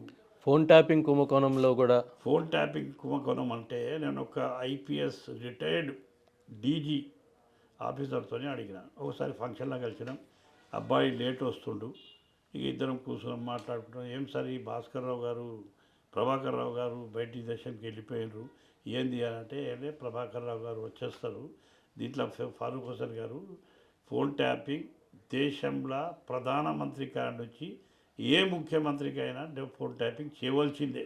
ఎందుకంటే గాంజాయి ఉరేసా నుంచి హైదరాబాద్కు వస్తుంది, మాకు అనుమానం వస్తుంది పోలీసుకు, లేకపోతే కలెక్టర్కి అనుమానం వస్తుంది, ఇగో ఈ ఫలాం మందిది ట్యాపింగ్ చేయండి, ట్యాపింగ్ చేస్తే ఆ గాంజాయి దొరుకుతుంది అంటే ట్యాపింగ్లో పెడతాం. వాస్తవంగా కూడా ఏ వెహికల్లో లోడ్ అయింది, ఎక్కడ దిగుతుంది మాకు తెలిసిపోతుంది, మేము దాన్ని గాంజాయి పట్టవలసి వస్తుంది. లేకుంటే డ్రగ్స్ వస్తూ ఉన్నది, లేకపోతే దొంగ నోట్లు వస్తూ ఉన్నాయి, లేకపోతే మనీ వేరే దేశం నుంచి వస్తూ ఉన్నది, బంగారం వేరే దేశం నుంచి వస్తూ ఉంటుంది, లేకపోతే టెర్రరిస్ట్ ఏదైనా బాంబ్ బ్లాస్టింగ్ చేసేది ఉంటుంది. అటువంటి వాటికి సీఎంకు తెలియకుంటేనే పోలీస్ ఆఫీసర్ బాధ్యత, ఐపీఎస్ ఆఫీసర్ బాధ్యత. రాజకీయ నాయకుల ఫోన్లు కూడా చివరకు హరీష్ రావు ఫోన్ కూడా ట్యాప్ అయ్యింది అనేది నేనేమంటారంటే రాజకీయ కక్షల్లో చేర్చుకునేటుంటే టీఆర్ఎస్ అధికారం కోల్పోదు, టీఆర్ఎస్ఏ అధికారంలో ఉంటుంది, వాళ్ళ పైసలు వాళ్ళ సంగతులన్నీ చూస్తే. కానీ ఏనాడు కూడా అది చేయలేదు. ప్రభుత్వం బాధ్యత అది. సీఎం కూడా వస్తుంది లిస్టు, నాకు ఐపీఎస్ ఆఫీసర్ చెప్పింది, సీఎం కూడా వస్తుంది లిస్టు. ఇప్పుడు ఫోన్ ట్యాపింగ్ చేయకపోతే రేవంత్ రెడ్డి ఎట్లా పట్టుబడుతుండే? ఆయన తీసుకుపోయి 50 లక్షలు ఆ ఎమ్మెల్యేకి ఇచ్చింది, అది ఫోన్ ట్యాపింగ్ ద్వారానే బయటపడ్డది కదా, వాస్తవంగా ఇచ్చింది కదా. ఫోన్ ట్యాపింగ్ చేయకపోతే ఆ ఎమ్మెల్యే చెప్పింది ఇట్లా నాకు 50 లక్షలు ఇస్తా అన్నాడు. అంటే సరే మంచిది అని చెప్పేసిండు, ప్రజల ముందు పెట్టిండు. ఇవాళ ఆయనే ముఖ్యమంత్రి ఉన్నాడు, తాజు అనిపిస్తుంది. ఇక వేరేలోకి దొంగలు చెప్తుండు, చేసింది ఆయనేదే, మళ్ళీ మనకు చూపిస్తూ ఉన్నాడు. డిగ్రీ వరకు చదివారు, డిగ్రీ ఫస్ట్ ఇయర్ చదివిన తర్వాత ఆర్థిక కారణాల వల్ల, కుటుంబ పరిస్థితుల వల్ల ఉన్నత చదువులు చదవలేకపోయారు. అప్పుడు ఎలా ఫీల్ అయ్యారు? నేను వాస్తవంగా కూడా చదవాలి అనే ఉన్నది, కానీ ఫైనాన్షియల్ పొజిషన్ చక్కగా లేదు. మా తల్లిదండ్రులకు 12 మంది సంతానం, 5 అన్నదమ్ములం, 7 అక్క చెల్లెళ్ళు, 12 మంది. 12 మందిలో అప్పటిదాకా సాదాలే, వాళ్ళ భోజనం వెళ్ళాలి అంటే మా నాయన టీచరు. మా నాయన ఫస్ట్ ఎప్పుడైతే పోస్ట్ మీద ఎక్కినప్పుడు 160,000 రూపాయల జీతం అట. సరే అట్లా ఏం పోస్టు? టీచర్, పేరు మొహమ్మద్ హుస్సేన్. అయితే ఫస్ట్ ఆయన posting Kondapak, second posting Chinthamadaka, third Ibrahimpur, fourth Jakkapur, fifth Ramancha retired. అయితే ఆ మధ్యలో ఎప్పుడు కానీ టీచర్లకు కూరగాయలు అవో ఇవో పాలో మంచో చెడో కోడిగుడ్లు ఏమో తెచ్చిద్దరు. మా నాయన శనివారం వచ్చినప్పుడు తప్పకుండా అవన్నీ తీసుకొస్తుండే. సరే మా ఇల్లు ఫైనాన్స్ పొజిషన్లో బాగలేదు కాబట్టి నేను వ్యాపారంలో దిగవలసి వచ్చింది. వ్యాపారం ఒకటే కాదు, మీరు ఆశ్చర్యపడతారు. ఒకసారి మా తల్లి నాకు పిలిచి చెప్పింది సాయంత్రం పూట 4 o'clock, ఇవాళ శనివారం నాయన వచ్చేటట్టు లేదట, ఒక రాజిరెడ్డి అని ఆయన వార్త చెప్పిండు, నేను రేపు ఎల్లుండి వస్తున్నా సోమవారం అని చెప్పిండు. ఈ శనివారం మధ్యాహ్నం గడపాలంటే ఇంట్లో బియ్యం లేవు, నూనె లేవు, వస్తువులు లేవు అని చెప్పిండు. అటువంటి టైంలో ఏం చేయాలి, మా అమ్మ నాకు చెప్తుంది అని చెప్తే సరే మంచిది అని చెప్పి నేను వీళ్ళ దగ్గర ప్రయత్నం చేసిన, ఎవరి దగ్గర పైసా దొరకలే. మా నాయనమ్మ జర, ఎందుకంటే కొడుకులు ఇద్దరు కాబట్టి మా నాయనమ్మ దగ్గర పైసలు ఉంటుండే, మా నాయనమ్మ దగ్గర పోయాక తాళం ఉన్నది. ఆమె మెదకు బిడ్డ దగ్గర పోయింది అని తెలిసింది, ఒకతే బిడ్డ ఆమెకు. సరే మంచిది అని చెప్పి వచ్చి మళ్ళా కొద్దిగా నారాజయ్యి ఇంటికాడ 4-5 బండలు ఉండే, ఆ బండల మీద కూర్చొని ఇట్లా ఆలోచిస్తున్నా. ముంగట క్రిస్టియన్ కంపెనీలో చింత చెట్టుకు చిగురు కనబడ్డది, చింత చిగురు. అరే చిగురు తెప్తే అంతే బాగుంటుంది అని ఆలోచించి చక్కగా లోపలికి పోయి ఇంట్లో 2 సంచులు తీసుకొని, నాకు చెట్టు అంటే బాగుండే, చెట్టు ఎక్కి 2 సంచుల చిగురు నింపుకుని అట్లనే చక్కగా పోయి మార్కెట్లో, పాత మార్కెట్లో గఫార్ సాబ్ దగ్గర ఒక సంచి అడుక్కొని 5 పైసల కుప్ప 4 రూపాయలు వచ్చినాయి. ఆ 4 రూపాయలు తీసుకొచ్చి సౌకర్య దగ్గరకు వస్తే ఒక 2-3-4 కిలోలు బియ్యము, పప్పు, ఉప్పు, నూనె అదో ఏదో తీసుకొచ్చి అమ్మకి ఇచ్చిన. ఎక్కడికి రా అన్నాడు. ఇట్లా దేవుడు ఆ చెట్టుకు చూపించిండు. ఆ చెట్టుతో చుగురు తెంపిన తీసుకొచ్చిన. ఈ 2 పూటలు నడితే 2 దినాలు నడుస్తుంది అని చెప్పిన. దేవుడు సలగుండా అని మా అమ్మ మొక్కింది. ఆనాడు ఆలోచించిన. ఒకనాడు ఉన్న కుటుంబమే లెక్కకైతే నాకు 13 ఎకరాల భూమి ఉండే అక్కడ. మెల్ల అమ్ముడుపోయి ఆ పరిస్థితికి వచ్చిండు. ఇక బాధ్యత నా మీదనే పడ్డది. దాని తర్వాత కట్టె వ్యాపారం చేసుకుంటా అంటే వాస్తవంగా కూడా కట్టె వ్యాపారంలో లాభం ఎక్కువ ఉంటుంది. నేను ఉన్న విషయం ఫ్యాక్ట్ చెప్తున్నా. ఎందుకంటే ఒక ఇంజనీర్ ఇల్లుకు ఎస్టిమేట్ వేయాలంటే ఒక టేప్ చేయాలి, కొలత చేయాలి, పేపర్ పట్టాలి, కార్ఖాన. ఒక కట్టె వ్యాపారస్తుడు ఆ రైతు ఆ ఊరాయన ఈ 4 చెట్లు అమ్ముతున్నా అంటే 15 నిమిషాల్లో ధర చెప్పగలుగుతాడు. అంత నాలెడ్జ్ ఉంటుంది. అంటే ఆ ఎదుట రైతుకు నాలెడ్జ్ ఉండదు. ఆయన ఎక్కువనో తక్కువనో చెప్తాడు. మేము ఏదో చేసి వ్యాపారం చేసుకున్నాం. వాళ్ళతో పాటు కూలీనాలి కూడా చేసిన. నేను లేబర్తో పాటు పనిచేసి కష్టపడి చెమట ఒడిసి ఇందాక రావటం జరిగింది. రాజకీయాల్లో ఇంట్రెస్ట్ ఉంటాయి కాబట్టి విద్యార్థి దశలో ఎన్ఎస్యుఐలో చేరిండ్రు. అది ఒకవైపు ఒకవైపు వ్యాపారం. ఆ వ్యాపారం లేదు. ఎన్ఎస్ఐలో ఉన్న వ్యాపారం తర్వాత యూత్ కాంగ్రెస్లో చేరిన తర్వాత అంటే ఇంటర్ డిగ్రీ ఫస్ట్ ఇయర్ కాగానే ఫైనాన్స్ పొజిషన్ బిల్కుల్ బాగలేదు. బాగలేకపోతే ఏమైంది అని అంటే అమ్మాయి ఏం చెప్పిందంటే ఇక ఈ చదువు ఇది అది ఏదైనా వ్యాపారం చేయరా అని చెప్తే మా ఇంటికాడ అసలు కట్టెలు మండి ఉండే. నెలకు 4-5 కింటలు కూడా అమ్ముడు పప్పు. ఎందుకంటే సంధిలో ఉండే కాబట్టి ఎవరు తెలియదు. ఆల్రెడీ మా జాగా ఉన్నది కాబట్టి తీసుకుపోయి దీన్నే సైకిల్ మీదనే దాదాపు ఒక లారీ అంతా కట్టే జారేసినాక మాకు నెలకు అమ్ముడుపోయే ఇంటికాడ కట్టే ఒకటే దినంలో అమ్ముడుపోయింది ఆడ. అరే ఇంత మంచి గిరాకీ అవుతుంది అని చెప్పి మళ్ళీ మేము వ్యాపారాన్ని పెంచుతా పోయినాక 5 అక్క చెల్లెలు పెళ్లి చేసినాం. ఫైనాన్స్ మంచిగా బాగా అయిపోయినాం. ఇల్లు కట్టుకున్నాం. గుణపెంకల ఇల్లు ఉండే, దాన్ని స్లాబ్ ఇల్లు చేసుకున్నాం. అందరూ బాగానే ఉన్నాం, మంచిగానే ఉన్నాం. దేవుని దయ వల్ల ఇవాళ ఇంత పెద్ద ఇంట్లో ఉన్నా అంటే ఆ దేవునికి థ్యాంక్స్ అని చెప్పాలి. ఎందుకంటే ఒక గుడిసెలో పుట్టినవాడు బంగ్లాలో ఉన్నాడు అని అంటే నిజంగా కూడా నా తోటి పాటు దోస్తులు కూడా నా పాటు ఎవరైతే వ్యాపారంలో ఉండి దోస్తులు కాపాడుతలింగం వితౌట్ ఫైనాన్స్ స్పెషల్ ఇచ్చిండు. మన బంధాల సోమసుందర వితౌట్ ఫైనాన్స్ స్పెషల్ ఇచ్చిండు. కాశీనాథ్ ఇచ్చిండు. అయిత కుమార్ ఇచ్చిండు. దాని తర్వాత సౌకర్యాలతోని చాలామందితోని నాకు వితౌట్ ఇంట్రెస్ట్ పైసలు ఎక్కువగా వైశ్య వ్యాపారులతోనే మీకు సంబంధాలు బాగా. అప్పుడు 80-85% ఇప్పటికి కూడా ఎట్ ప్రెజెంట్ నేను సౌకర్యాలకు థ్యాంక్స్ఫుల్ ఉండాలి. ఎందుకంటే ఏ దాని గురించి పోయినా వాళ్ళు లోన్లే. నేను రాజకీయంగా ఎదగటానికి, ఫైనాన్షియల్గా ఎదగటానికి, ఇలా ఎంత విలువ ఉండటానికి వయసులే దానికి మూలకారకులు అని నేను అనుకుంటాను. యూత్ కాంగ్రెస్లోకి వచ్చిన తర్వాత అప్పుడైనా మీరు మున్సిపాలిటీలో కౌన్సిలర్గా పోటీ చేసింది లేదా? యూత్ కాంగ్రెస్లో ఉన్నా. నా వార్డు నుంచి రాజమౌళి గారు, ఆయన ఇల్లు అండేనే వస్తుంది. వెన్షెట్టి రాజమౌళి అప్పుడు చైర్మన్. ఆయన కౌన్సిలర్ కాంటాక్ట్ చేద్దామని ఆలోచన ఉన్నది. నా దగ్గర యూత్ క్లబ్ ఉంది, ఎవర్ గ్రీన్ క్లబ్. దాదాపు 400 మంది యూత్ నా క్లబ్లో మెంబర్. నేను president, Vengala Ramachandra vice president, ఇట్లా Mominali general secretary, Nagesh game secretary. ఇట్లా మేము 400 మంది క్లబ్బు కాచం కాశీనాథ్ ఇంటనే వెంకటేశ్వర శెట్టి ఇంటనే పెట్టినాం. వితౌట్ కిరాయ క్లబ్ నడుస్తూ ఉన్నది. నడవంగా మదన్ మోహన్ గారి దృష్టికి పోయింది. ఏంది అంటే ఫారూక్ హుసేన్ కూడా కాంటాక్ట్ చేసేటోడు ఉన్నాడు అని చెప్పి ఆయన ఇంటెలిజెన్స్ రిపోర్ట్ తెప్పించుకున్నాడు అన్నాడు. ఫారూక్ హుసేన్ ఎంబడి అదే వాడకట్టుకు సంబంధించినవాడు. డాక్టర్ బాలరాజ్ ఇంటి పక్కపోతే వాళ్ళ ఇల్లు, అసలు వాళ్ళ తాత ఇల్లు కాబట్టి ఆయన వాడకట్టోడు అవుతాడు. రాజమౌళి కూడా అదే వాడకట్టు, కానీ వాళ్ళు లచ్చపేట నుంచి ఇక్కడికి వలస వచ్చిర్రు. కాబట్టి ఆలోచించుని నేను ఫైనాన్షియల్లీ ఫుల్ సౌండ్ ఉన్నాడు. ఫారూక్ హుస్సేన్ దగ్గర పైసలు లేవు, ఫారూక్ హుస్సేన్ దగ్గర జనం ఉన్నది కానీ పైసలు లేవు అని చెప్పడం జరిగింది. దాని తర్వాత మదన్ మోహన్ గారు పిలిచి కంపల్సరీ కాంటాక్ట్ చేస్తామంటే చేస్తా అని చెప్పినాను. మా దోస్తులు ఇలా ఒప్పుకోవాలి, సత్యం అని పెంటర్, నేను గోడల ఫ్రీ రాస్తా అన్నాడు. ఫారూక్ పోయి నాకు రూపాయి ఇవ్వకు నేను రాస్తా అని చెప్పి.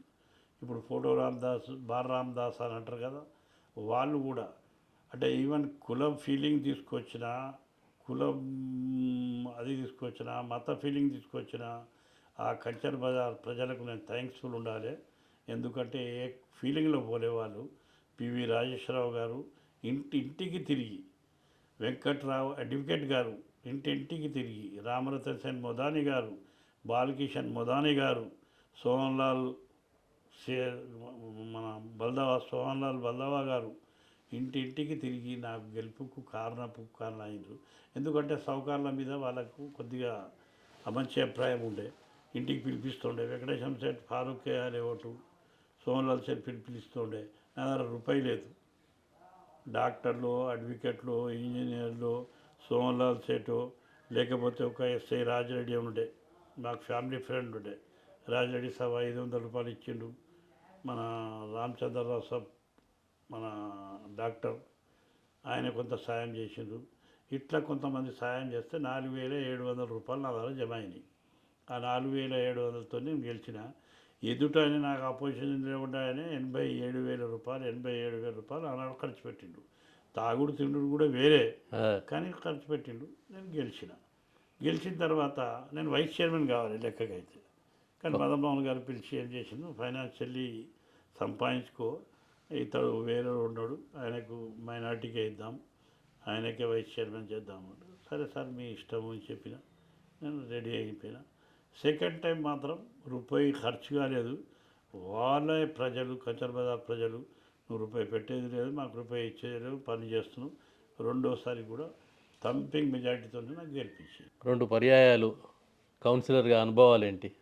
ప్రత్యేకమైన అనుభవం, సంఘటనలు అంటే ఏంటంటే నేను ఇప్పటికి కూడా లోకల్ బాడీ సర్పంచ్లు కానీ లేకపోతే కౌన్సిలర్లు కానీ ప్రజలలో అవైలబుల్ ఉంటే వాళ్ళ జీవితం అంతా కౌన్సిలర్ ఉండగలుగుతారు. రిజర్వేషన్ వస్తే భార్య అవుతుంది, లేడీ అయితే, లేకపోతే నువ్వే అవుతావు, నీ ఏజ్ అయిపోతే నీ కొడుకు అవుతాడు. కానీ ఈ కుటుంబం మాకు ఉంటుంది అని చెప్పి నేను పొద్దున లేచి ముఖం కడుక్కొని వాకింగే మన వాడగట్టుకు వెళ్దు, ఇల్లు పక్కకే ఉండే వాకింగే వెళ్దు. ఎవరైనా నా వెంబడి ఒక అసిస్టెంట్ ఉంటుండే, ఎవరైనా ఈయన మోరిని ఆగిపోయింది సార్, నీళ్ళు పడ్డాయి, దోమలు బాగా వస్తున్నాయి అనగానే ఎవరైతే ఆ ఏరియాకు ఉంటాడో జవాను ఇమీడియట్లీ ఆయనకు చేపించు, 1-2 గంటలనే అయిపోతాడు. లైట్ వస్తుందంటే లైట్ వేయించద్దు, నల్ల వస్తుందంటే నల్ల వేయించద్దు, బోర్ కావాలంటే బోర్లు వేపిద్దు, మోరీలు కావాలంటే మోరీలు చేపిద్దు, మన ఈ రోడ్లు కావాలంటే చిన్న చిన్న సంధిలో షాబాజ్ బండలు వేసాడు. అప్పటి కౌన్సిలర్లు సేవాభావంతో పనిచేసారు. కౌన్సిలర్లు కానీ కింది స్థాయి నాయకులు అనుకోండి, సర్పంచ్లు కానీ ఇంకెవరైనా కానీ కౌన్సిలర్లే కానీ ఇప్పుడు అంతా ధన సంపాదన మీదనే ఎక్కువగా అంటే దృష్టి పెడుతున్నారనే ఆరోపణలు వస్తున్నాయి. ధన సంపాదన మీద ఉన్నటువంటి రాజకీయ నాయకులు ఎవరైతే ఉంటారో వన్ టైమే ఉంటారు వాళ్ళు. జన సంపాదన మీద, జనానికి మనం స్థానం సంపాదించుకోవాలంటే, హృదయాల్లో స్థానం సంపాదించుకోవాలంటే వాడు ఎల్లకాలం ఉంటాడు. ఇప్పుడు జ్ఞాపకం చేస్తున్నాడు. పొడిశెట్టి సత్య ఉన్నాడు, 3 టైమ్స్ గెలిచిండు. రమేష్ 4 టైమ్స్ గెలిచిండు. మరి వెంకట్ గౌడ్ 4 సార్లు గెలిచిండు. ఎందుకంటే జనంలో అవైలబుల్, పొద్దున లేవగానే ప్రజలలో ఉందరు.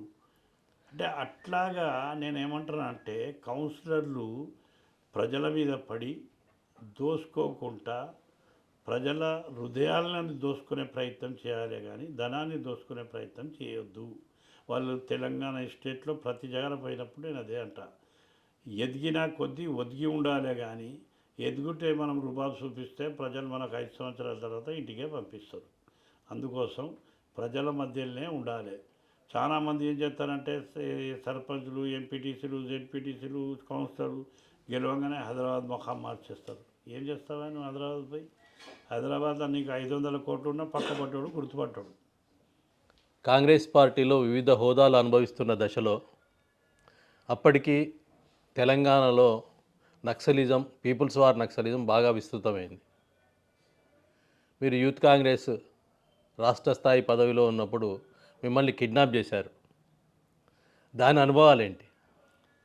అంటే నేను సికందర్ ఇద్దరం కలిసి కట్టె వ్యాపారం మీద పోయి కట్టె లారీ లోడ్ చేపించి తిరిగి వస్తూ ఉన్నాం. తడకాపల్లి దగ్గర రాగానే నాకు యూరిన్ పాస్ చేయాలి అనిపించింది. నేను యూరిన్ పాస్ చేసేందుకు సికందర్కి బండి మీద కూర్చోమని చెప్పి నేను యూరిన్ పాస్ చేసేందుకు పోయాక నా వెనకకు గన్ పెట్టేసిండు ఓ వ్యక్తి వచ్చి. ఏమో తలిగింది అని అంటే మీరు హల్చల్ చేయొద్దు, మీరు మా వెంబడి రావాలి, మేము రామన్న దళం ఫలా అది ఇది అని చెప్పిండు. రామన్న దళం కిడ్నాప్ చేసింది. సరే సికందర్ వెంబడి ఒక మనిషి కూర్చున్నాడు గన్ పట్టుకొని. వాళ్ళ బండి నేను నడిపించాలి, నా బండి ఏమో సికందర్ నడిపించాలి. సరే అట్లా తీసుకొని మెట్టు, అప్పుడు మెట్టు అంటే ఇప్పుడు చెట్లు కనబడతలేవు కానీ అప్పుడు అడవి చాలా బండారుపల్లి మెట్టు. అంటే ఈ ఇక్కడ ఉన్న మనిషి పక్క కనబడకపో ఆ చెట్లలో తీసుకుపోయి మాకు దాదాపు 12 మంది వాళ్ళ స్లోగన్స్ ఇచ్చుకొని ఒక ఎవరికి అయ్యారు. చీకట్లో ఎవరి ముఖంలో కనబడతలేరు. ఒక చిన్న బ్యాటరీతోని లెటర్ రాస్తుండ్రు. రామన్న మీ పేరేంది అని అంటే సికందర్ అన్నాడు. ఏం చేస్తారంటే టీచర్ని ఉన్నాడు. సరే మంచిది, నేను ఫారూక్ హుస్సేన్ గారికి తీసుకొని పోతున్నాము, నేను కిడ్నాప్ చేస్తున్నాము, నీకో లెటర్ ఇస్తాము, ఇది డిఎస్పి గారికి ఇవ్వాలి, నువ్వు గిట్ట ఇవ్వక హుషారి గిట్ట చేస్తే నీ ప్రాణం పోతుంది అని చెప్పి ఆయన వార్నింగ్ ఇచ్చారు. ఫారూక్ హుస్సేన్ గారు మీరు మాకు సహకరించాలి, మాకు చంచల్గూడలో 2 ఉన్నారు, సంగారెడ్డిలో 1 ఉన్నాడు, రాజమండ్రి జైల్లో 2 ఉన్నారు. సుధీర్ కుమార్కి అయితే ఇడిచిపెడతారు, నీకు ఇడిచిపెడతారా ఇడిచిపెట్టరా చూద్దాం, అందుకోసం నీ పేరే హనుమంతరావు గారి దగ్గర ఉన్నావు, హనుమంతరావు గారు ఒత్తిడి చేస్తాడు అని చెప్పి మాకు తెలిసింది. కాబట్టి మాకు పార్టీ హైకమాండ్ నుంచి ఇన్స్ట్రక్షన్స్ ఇచ్చి మీకు తీసుకోమని, మీకు 5 days నుంచి మేము తరోగా వాచ్ చేస్తున్నాము. వాళ్ళు చేస్తూ ఉంటే మీ ఊరు ఆ ఊరు తిరుగుతూ ఉన్నారు, మాకు ఎక్కడ దొరకకపోయారు, ఇక్కడ దొరికారు, కాబట్టి మాకు సహకరించాలి. ఇక సహకరించాక తప్పదు, ఏం చేస్తాం, ఇంకేం చేయలేము. నేను ఒక్కరిని, నా దగ్గర ఆయుధం లేదు, నా దగ్గర ఏం లేదు. సరే మంచిదని చెప్పి మేము వెళ్ళినాక సికందర్కు గంటకి వెళ్ళాలి అని చెప్పింది. సికందర్ అదే చీకట్లో కూర్చున్నాడు. సరే మంచిదని చెప్పేసి మేము పోతా మన తోట అవతల ఒక ఊరు మామిడి తోటలో పండుకున్నాం. ఆ మామిడి తోటలో పండుకున్నాక అక్కడ భోజనాలు వచ్చినాయి. అంటే నేను అప్పటిదాకా వాళ్ళకి ఇట్లా భోజనాలు వస్తాయని అనేటువంటి తెలియదు. ఊర్లో ఒక 20-30 మంది ఉంటారు వాళ్ళకి అభిమానులు, వాళ్ళకి రిస్ట్రిక్షన్స్ పోతాయి. ఓ ప్లాస్టిక్ పెద్ద సాప ఉంటుంది, ఆ సాపల గట్కైనా సన్నపైన దొడ్డు అన్నమైనా ఒకయాలనే వేస్తారు. ఒక మనిషి కలిపేస్తాడు, కలిపేసి అందరు చుట్టూ కూర్చొని తింటాడు. అయితే నాకు కూడా తినమని చెప్పారు. నాకు పక్కకు ఒక సన్న బియ్యం పక్కకు పెట్టేసి తినమని చెప్పారు. నేను అల్లకలు తింటే తప్పేమున్నదంటే లేలే మా దగ్గర మీకు ఏ అలవాటు ఉన్నాయో ఆ అలవాటును పూర్తి చేస్తాం. మీకు డ్రింక్ తాగే అలవాటు ఉందా, సిగరెట్ అలవాటు ఉందా, మీరు నాన్ వెజిటేరియన్ అలవాటు ఉందా, ఏది కావాలంటే అది ఇస్తామని. నాకు ఏమీ అలవాటు లేదు, నాన్ వెజిటేరియన్ అలవాటు ఉన్నది వాస్తవం, అవ్వదని చెప్తే నేను అని చెప్పిన. సరే మంచిది అన్నాడు. తిన్నాం.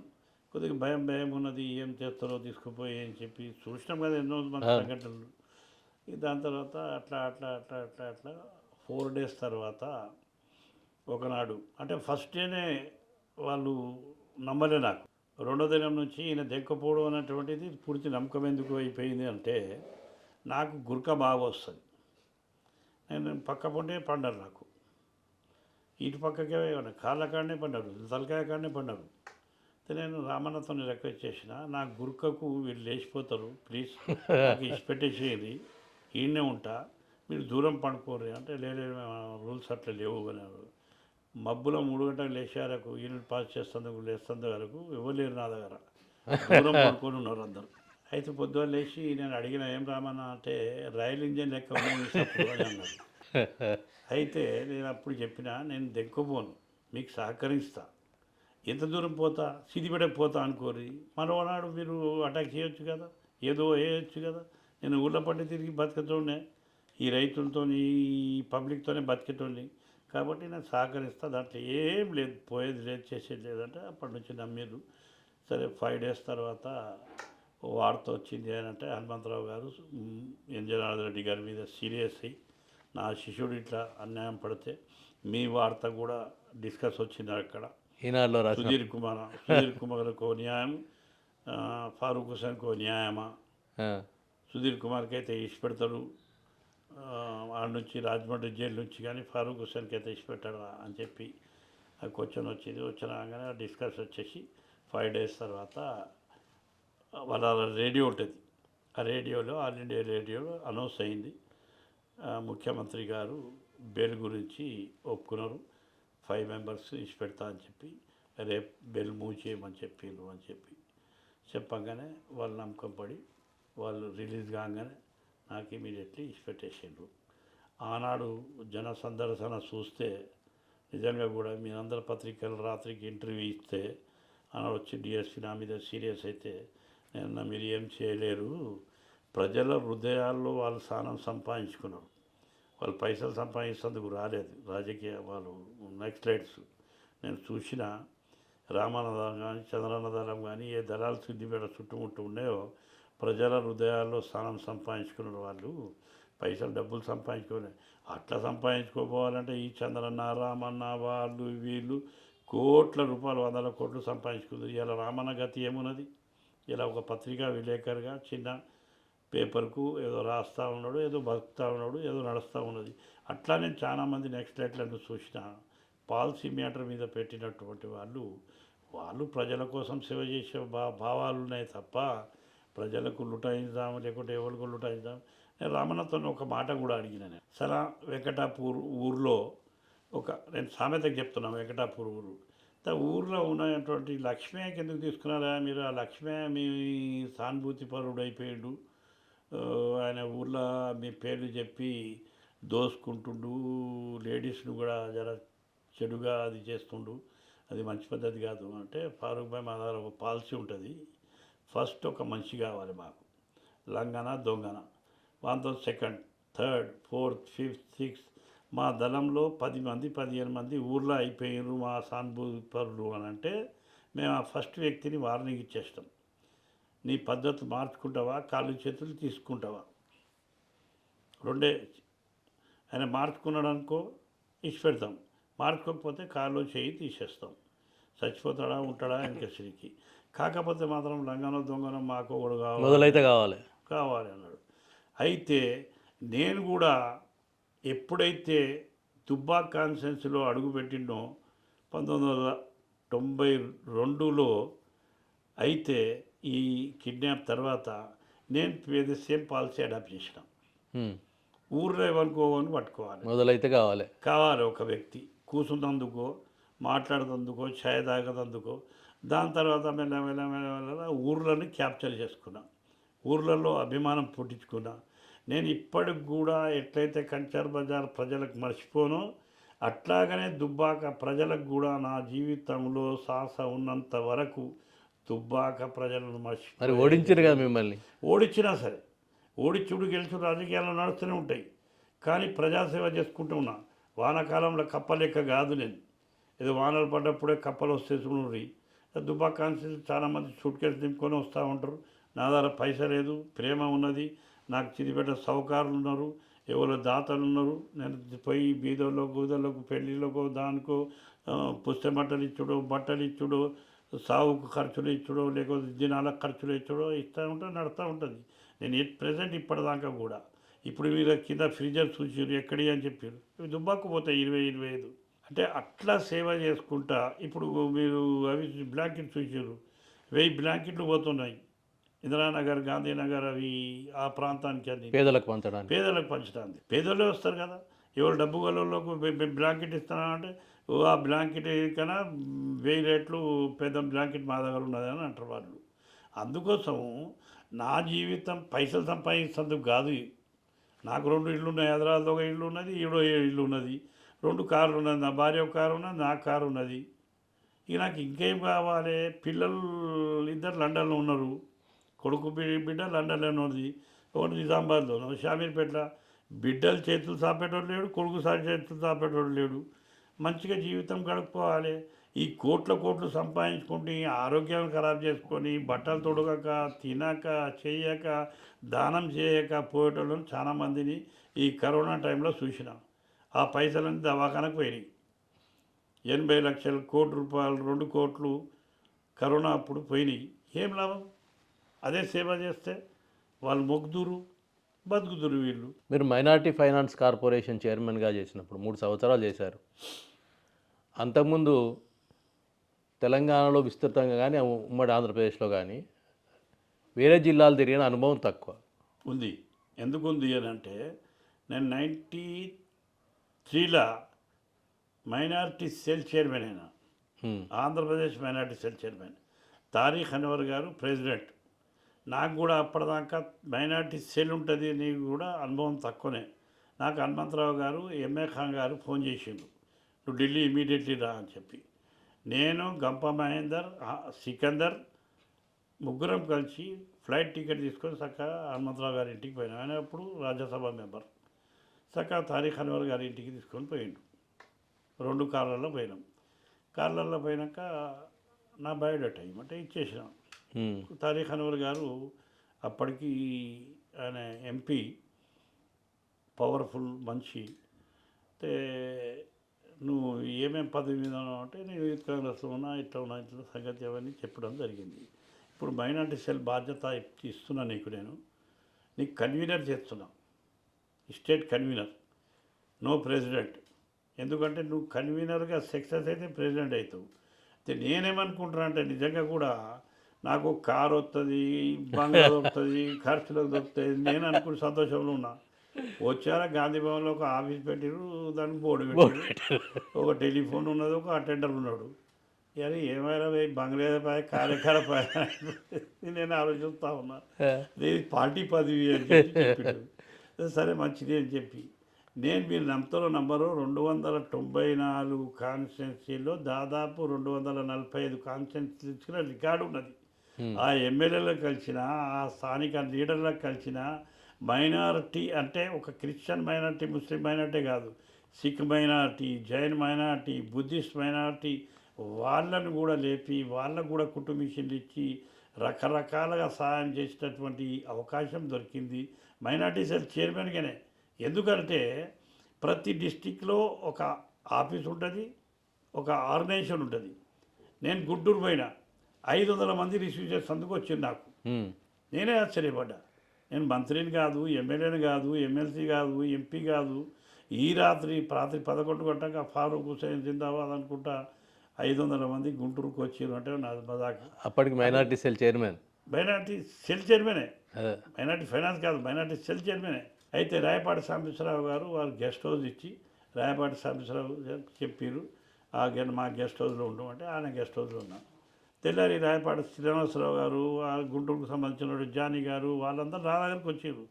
అయ్యా మా దగ్గర మైనార్టీలు ఇంతమంది ఉన్నారు, జర ఆర్గనైజేషన్ బాగా పెంచు చేయి అది ఇది అని చెప్పి. అంటే నాకు సుఖం ఉండే, వాస్తవంగా కూడా నేను ఆర్గనైజేషన్లో ఉండాలి, ఆర్గనైజేషన్ చేయాలి అనేటువంటిదే ఆలోచన తప్ప. చాలామంది అందరూ ఫారూక్ భాయ్ నువ్వు మంత్రి అయ్యదు, నువ్వు కాంగ్రెస్ పార్టీలోకి వస్తే అది వస్తే ఇది వస్తే. నేను అన్న పార్టీ కాంగ్రెస్ పార్టీలో ఎంతైతే తృప్తి ఉంటుందో ఏది ఆర్గనైజేషన్లో ఉండదురా. అనవసరం వచ్చరా, దేవుడు ఏది రాసిస్తే అది అయితే దానికి ఏం లేదు. మైనార్టీ కార్పొరేషన్ పదవి చేపట్టిన తర్వాత ఏమైనా ప్రత్యేక అనుభవాలు ఉన్నాయా? ఉన్నాయి. ఎందుకంటే చరిత్రలో minority finance corporation NT Rama Rao గారు పెట్టారు 1985లో. 85లో మొట్టమొదటిసారి విఖారుద్దీన్ గారు అని చెప్పి చైర్మన్ రైనుమాయ దక్కన్ పేపర్ ఆయనకు పెట్టిండు. ఆయనకు పెట్టినాక ఆయన పెద్ద మనిషి, ఏజుడు, కూర్చొని ఆఫీస్ మట్టుకే పనిచేస్తుండే. ఎవరైనా కానీ అనుభవం లేనటువంటి వ్యక్తులకే చైర్మన్ ఇచ్చారు. నేను finance corporation chairman Rajasekhara Reddy గారు నాకు పిలిచి ఎప్పుడైతే బాధ్యత అప్పచెప్పిండో నాకు ఆల్రెడీ జిల్లాలు తిరిగిన ఆర్గనైజేషన్ ఉండే ఆధార చిత్తూరు పోయినా ఇటు మన ఆదిలాబాద్ కూడా పోయినటువంటి అనుభవం ఉన్నది. అయితే కాబట్టి నేను ప్రతి జిల్లా తిరిగిన. ఈవెన్ మీరు నమ్ముతారో నమ్మరో శ్రీకాకుళం మైనార్టీలు చాలా లెక్కలో ఉంటారు, చాలా తక్కువ సంఖ్య, చాలా తక్కువ సంఖ్యలో ఉంటారు, వేలలో ఉంటారు, లక్షలలో కూడా ఉండరు. అటువంటి జిల్లాకు కూడా పోయి అక్కడ కూడా ఆర్గనైజేషన్ ఏంది, మంచి ఏంది, చెడ్డ ఏంది, వీళ్ళకి ఏం జరుగుతుంది అని చెప్పి వాళ్ళ దగ్గర మాట్లాడటం జరిగింది. విజయనగరం పైన, గుంటూరు పైన. ఎన్టీ రామారావు అధికారంలోకి వచ్చిన తర్వాత టీడీపీలో చేరమని కోరిందా? లేలే, వాళ్ళు చెప్పారు అక్కడ ఉన్నటువంటి స్టూడెంట్స్, నువ్వు ఈ పార్టీలో వస్తే మంత్రి అయ్యదు అని అన్నారు. టీడీపీలోకి వస్తే నేనన్నా పార్టీ మార్చే సమస్య లేదు, కాంగ్రెస్ పార్టీలో ఉంటా. నేను వాస్తవంగా కూడా ఎన్టీ రామారావు సినిమాలు బాగా చూద్దు, ఎన్టీ రామారావు అభిమాని, నేను అభిమాని. సినిమాలు చూసిన వేరే, రాజకీయాలు వేరే. అట్లా నేను పార్టీ మార్చలేదు.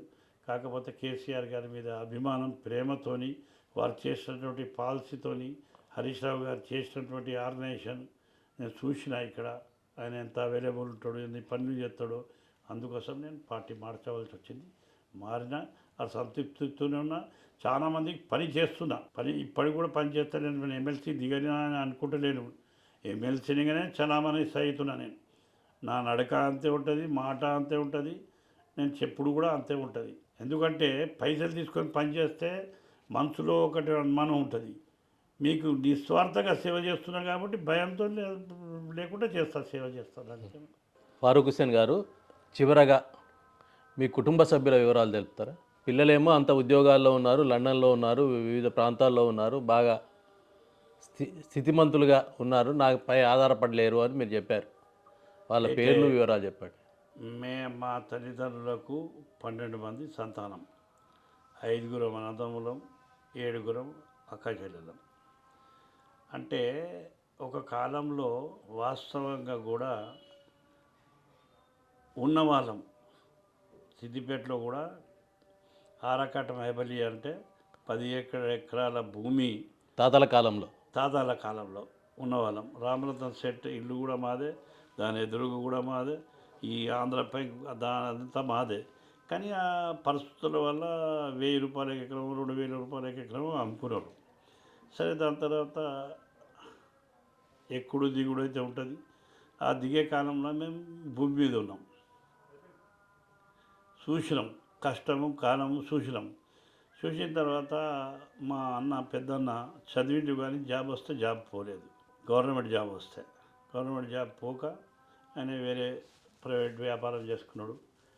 మా నడిపన్న ఆయనకి ఏమంటే జీపులు ఉండే, ఎలక్షన్లలో దాని కోఆపరేటివ్లో కానీ జీపులు నడిపిస్తుండే. ఈ మూడవని నేను. మాకన్నా 2 అక్కలు పెద్దోళ్ళు. పెద్ద అక్కకు హైదరాబాద్ ఇచ్చినట్టువి, ఆయన మిలిటరీలో ఉండే మా బావ. దాని తర్వాత ఆయన వచ్చేసి హైదరాబాద్ సిద్దిపేటనే సెటిల్ అయిపోయిండు. సెకండ్ సిస్టర్ బాంబేకి ఇచ్చినట్టువి. బాంబేలో ఆయన ఆడ వ్యాపారం ఉండే, ఇల్లు ఉండే సొంతది. సరే, నేను అప్పుడప్పుడు ప్రస్తుత కుటుంబ సభ్యులు, నా పెద్ద బిడ్డ నిజామాబాద్లో ఉంటుంది. భార్య పేరు, పిల్లల పేరు? నా భార్య పేరు ఫర్హీన్ బాను. యాక్చువల్లీ ఫర్హీన్ సుల్తానా ఉండే వాళ్ళ తల్లిదండ్రుల దగ్గర ఉన్నప్పుడు. అయితే ఈ సుల్తానా బాగుండదు, బాను పెడదామని చెప్పి ఫర్హీన్ బాను. నా దగ్గర వైఫ్గా వచ్చిన తర్వాత ఆమె పేరు మార్చేసి ఫర్హీన్ బాను చేసినాం.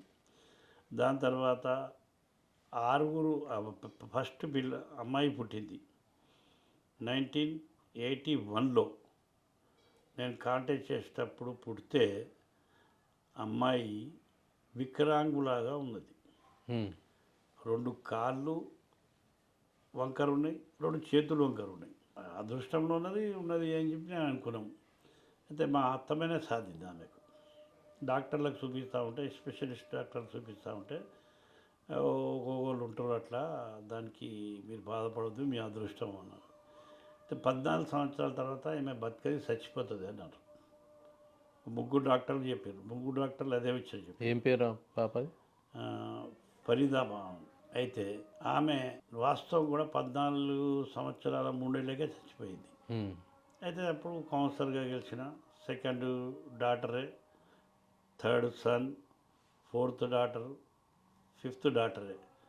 అంటే ఒక ఆమె 14 సంవత్సరాలు చనిపోయింది కాబట్టి ఇప్పుడు నలుగురు ఉన్నారు. పెద్ద బిడ్డకు పేర్లు వాళ్ళ పేర్లు ఫరహానా బాను, నిజామాబాద్. వారు బాగా ల్యాండ్ లార్డ్స్, బిల్డర్ ఆయన. మా అల్లుడు ఆస్ట్రేలియా జాబ్ చేస్తుండే. మా అయ్యంప్పుడు ఏం చేసిండంటే, మనమే ఇక్కడ 50,000 70,000 జీతాలు ఇస్తున్నాం, ఎందుకురా రా అని చెప్పేసి పిలుచుకున్నాడు. మా అల్లుడు వాపస్ వచ్చేసిండు. తర్వాత ఇప్పుడు సెకండ్ ఆమె లండన్లో ఇచ్చినాం. అల్లుడు లండన్లో ఉంటుండే. సెకండ్ ఆమెకు ఫరీదా బాను, ఆమెకు లండనే ఇచ్చేసాం. థర్డ్ కొడుకు ఆయన ఏమైందంటే, మా ఫోర్త్ అమ్మాయి పెళ్ళి అంటే మూడో అమ్మాయి పెళ్ళి ఫిక్స్ అయినాక, ఎంగేజ్మెంట్ అయినాక వాళ్ళు మా అబ్బాయిని చూసిండ్రు. వాళ్ళ అబ్బాయిని చూసి మా అమ్మాయికి మీకు కూడా ఇస్తాము అని చెప్పి వాళ్ళు ప్రపోజల్ పెట్టారు. సరే ఇన్కమ్ కూడా ఆలోచించడం మంచిగా ఉంటుంది, చలో పోయి అని అనుకుంటాం. వాళ్ళ అమ్మాయిని మాయం చేసుకున్నాం. వాళ్ళ అమ్మాయి మా ఇంటికి వచ్చింది. మా అమ్మాయి వాళ్ళ ఇంటికి పోయింది. అట్లా అందరు మంచిగా ఉన్నారు. కొడుకు పేరు ఫయాజ్ హుస్సేన్, చిన్నామె పేరు చాంద్ ఫాతిమా బాను. నలుగురు వెల్ ఎస్టాబ్లిష్ ఉన్నారు. లండన్ వాళ్ళు లండన్లో కూర్చున్నారు, నిజామాబాద్ వాళ్ళు నిజామాబాద్లో కూర్చున్నారు, షామీర్పేట వాళ్ళు షామీర్పేటలో కూర్చున్నారు. మా ఇంట్లో మేమిద్దరమే ఉన్నాము అని చెప్పి 4 జీతగాళ్ళని పెట్టుకున్నాం. ఏం చేయాలి, ఎట్లా మంది కావాలి, ఇల్లు పెద్దగా అయిపోయింది ఎట్లా అని చెప్పి ఓ వంట పిల్లగాని పెట్టుకున్నాం. ఇంట్లో ఇంత పెద్ద ఇల్లు పెట్టినప్పుడు తుడుచుడో పుడుచుడో మంచో షెడ్డో అదొకటి. మొట్టమొదటి నుంచి మా అలవాటు ఏమంటే, మా ఇంట్లో లేకున్నా సరే ఎవరిని కూడా మేము అన్నం తినకుండా పంపించే అలవాట లేదు మా నాయన దగ్గర. మా నాయన ఇన్స్ట్రక్షన్స్ ఏంటంటే, ఇంటికి వచ్చిన వాళ్ళు చేయి కడిగిపోవాలి, అది ఫస్ట్ నుంచి ఇన్స్ట్రక్షన్స్. దేవుని దయ వల్ల ఇప్పటిదాకా మేము నడిపిస్తూ ఉన్నాము, అది నడిపిస్తూనే ఉంటాం, నడుస్తూనే ఉంటుంది. రెండోది ఏంటంటే, నాకు అలవాటు ఏంటంటే, డిసెంబర్ జనవరిలో బియ్యం తక్కువ ధర ఉంటాయి. తక్కువ ధర ఉంటే మా కాశీనాథ్ సేటు ఫస్టే మేము ఇచ్చేస్తాం ఆర్డర్, ఇన్ని 100 క్వింటలు కావాలి బియ్యం అని చెప్పి. ఎందుకు అంటే దాదాపు 30 సంవత్సరాల నుంచి ఇది ఆయనవతి నడుతుంది ఇది. అయితే ఎందుకు అంటే, సిస్టర్లలో కొంతమంది పూరున్నారు, రిటైర్డ్ అయిపోయినారు, వ్యాపారాలు నడతలేవు, రకరకాలుగా. అందరినీ సమానం చూసుకోవాలి. కుటుంబంలో 12 మందికి 12 మంది హై ఉండరు, 12 మందికి 12 మంది లో ఉండరు. ఎవరో వాళ్ళు ఎదుగుతారు. అలా నేను ఎదిగిన, నా బాధ్యత. మా నాదైనా మా అమ్మ నాతో మాట తీసుకున్నారు, కుటుంబాన్ని చూసుకోరా అని చెప్పిండ్రు. వాళ్ళు పోటప్పుడు కుటుంబంని చూసుకోమని చెప్పిన వాళ్ళు నేను మాటను కాదని అనుకుంటే అది మంచి పద్ధతి కాదు కదా. అందుకోసమే కుటుంబాన్ని చూసుకున్నందుకు ప్రతి వానికి మంచికో చెడ్డకో తప్పకుండా వాళ్ళు సాయం చేస్తారు. ఒకసారి నేను నిజంగా కూడా బాంబేలో ఉన్నప్పుడు బట్టల వ్యాపారం గ్యాబ్డిన్ వస్తుండే, కోరియా గ్యాబ్డిన్ పాయింట్ బూషర్ట్లు వస్తుండే. ఆ కోరియా గ్యాబ్డిన్ బాంబే నుంచి తీసుకురావాలి, ఇక్కడ తీసుకొచ్చి అమ్మాలి. ఆడ 80 రూపాయలకు దొరుకుతుండే, 110 రూపాయలకు అమ్ముతూ 30 రూపాయలు ఒక పాయింట్. కనుక 1000 పాయింట్లు అమ్మినా, లక్షల పాయింట్లు అమ్మినా నేను. ఒక్కొక్క ట్రిప్లో 1000 తీసుకోవద్దు, ఇది తీసుకొచ్చిన. ఎప్పుడన్నా పైసలు అవసరం ఉంటే మా బావ ఇస్తుండే 5-10 రూపాయలు. ఆ కాలంలో 72, 73, 74 కాలంలో పైసలు ఇస్తే మేము 4,000 ఇస్తే 4,000 వేయాలి. మా దగ్గర ఇంట్రెస్ట్ అనేది ఉండదు కాబట్టి ఇచ్చేద్దాం. ఇచ్చినాక వాళ్ళ ఫైనాన్స్ పొజిషన్ మా అక్క చేయంగా కొద్దిగా మైండ్ ఎఫెక్ట్ అయిపోయి ఆమెకు ఇక్కడికి వచ్చేసింది. వాళ్ళు వ్యాపారం ఇచ్చిపెట్టేసి హైదరాబాద్ షిఫ్ట్ అయిపోయారు. కొద్దిగా వ్యాపారం దెబ్బతిన్నది వాళ్ళది. దాని తర్వాత కుటుంబం కొద్దిగా చిల్లర అయిపోయింది. మా అక్క చనిపోయింది. మా బావ రెండో పెళ్ళి చేసుకున్నాక పిల్లలంతా ఆగమైపోయారు. రీసెంట్లీ 2 months కిందనే మా అల్లుడు వచ్చి మేనల్లుడు ఏడిసి మా పరిస్థితి ఇట్లా పై నాన్న లేకపోయా అమ్మ లేకపోయా అంటే బాధపడకరా, మీ అమ్మమ్మ నాకు మాట ఇచ్చి తీసుకొని పోయింది, మీ తాత కూడా మాట తీసుకుపోయిండు నా దగ్గర, మీకు చూసుకోమని చెప్పి చూసుకునే బాధ్యత నాది, నువ్వు ఏం నడిపిస్తున్నావు ఏం చేస్తున్నావు అని అడిగిన. నేను కారు నడిపిస్తున్నా అన్నాడు. కారు ఓలో ఏవన్నీ కదా అవి అలా నడిపిస్తున్నా అని చెప్పిన. సరే నీకు కారు ఇప్పిస్తా అంటే ఏది అంటే మా డ్రైవర్ నవీన్ ఏదో పేరు చెప్పిండు, ఇదైతే బాగుంటుంది అని చెప్తే ఆ కారు ఇప్పిస్తే 7 లక్షల రూపాయలు. నేను 3 లక్షలు కట్టి తతిమది ఫైనాన్స్ చేసి ఇప్పించిన. ఆ ఫైనాన్స్ పైసలు కట్టుకోమని చెప్పిన. ఆ తీరుగా నేను సాయం చేసుకుంటా కుటుంబ సభ్యులను కాపాడుకుంటా పోతా ఉన్నాను. నాకు మొట్టమొదటిసారి నుంచి పైరువులు చేసే అలవాట్లేదు. ఈవెన్ మీరు నమ్మతారో నమ్మరో, హనుమంతరావు సాబ్ సర్వేసత్యనారాయణ సాబ్ ఎన్నోసార్లు అన్నారు, ఏమైనా పనులు తెచ్చుకోరా ఢిల్లీ లెవెల్లో ఏమైనా పనులు చేపించుకుంటాం అని చెప్పారు. పనులు వచ్చేటోళ్ళ దగ్గరికి వస్తాయి కానీ పనులు చేసేటోళ్ళ దగ్గర రావు. అయితే అందుకోసం నాకు సేవ చేసే భావం. ఎవరైనా పని మీద వచ్చిరనుకోర్రి, పని చేద్దాం. ఎప్పుడైనా మాకు ఏదైనా అవసరం పడ్డదనుకోర్రి, సోషల్ యాక్టివిటీ చేసినప్పుడు సేటు జర ఇట్లా అని అంటే వాళ్ళు నో అనలేదు, అట్లనే సహకరించారు. నేను ఇంకా బతికినన్ని దినాలు సోషల్ యాక్టివిటీస్గానే బతుకుతా. ఫారూక్ హుస్సేన్ అందరు వాడవుతాడు. హిందువులకు అంతే, ముస్లింలకు అంతే, క్రైస్తవులకు అంతే, అందరితో మంచిగా ఫ్రెండ్షిప్ చేసుకొని బతుకుతూనే ఉంటా, అట్లనే నడుస్తూనే ఉంటుంది. నేను నా ఇంట్లో నేను నిజంగా ఆశ్చర్యపడతా. ఒక్కోసారి ఇల్లు ఇంత పెద్దది కట్టినా దావత్ పెడదాం అనుకున్నాం. ఎవరిని పెడదాం, పెడితే చాలామందిని పిలవాలి. 17 దావత్లే నా ఇంట్లో ఇప్పటిదాకా. 17 దావత్లలో 12,700 మందికి దావత్ ఇచ్చినాం. అది ఎట్లా లెక్క అంటారు అనుకోరి. నేను వచ్చిన వానికి తిన్న తర్వాత తువాల వేసి కప్పి అంటే రిటర్న్ గిఫ్ట్ ఇచ్చి పంపించినటువంటిది ఘనత నాకు ఉన్నది. ఇదండి మాజీ ఎమ్మెల్సీ ఫారూక్ హుస్సేన్ గారి జీవన ప్రస్థానం. వారి జీవితంలో ఎదుర్కొన్న అనేక ఇబ్బందులు కావచ్చు, అనేక సౌకర్యాలు పొందొచ్చు, రాజకీయ పదవులు పొందిన వారు ప్రజలకు అందుబాటులో ఉండడం వల్ల ప్రజల అభిమానం చూరగొన్న తీరు వారు వివరించారు. త్వరలో మీ ముందుకు మరో ప్రముఖునితో రానున్నాం. Real talk with AK.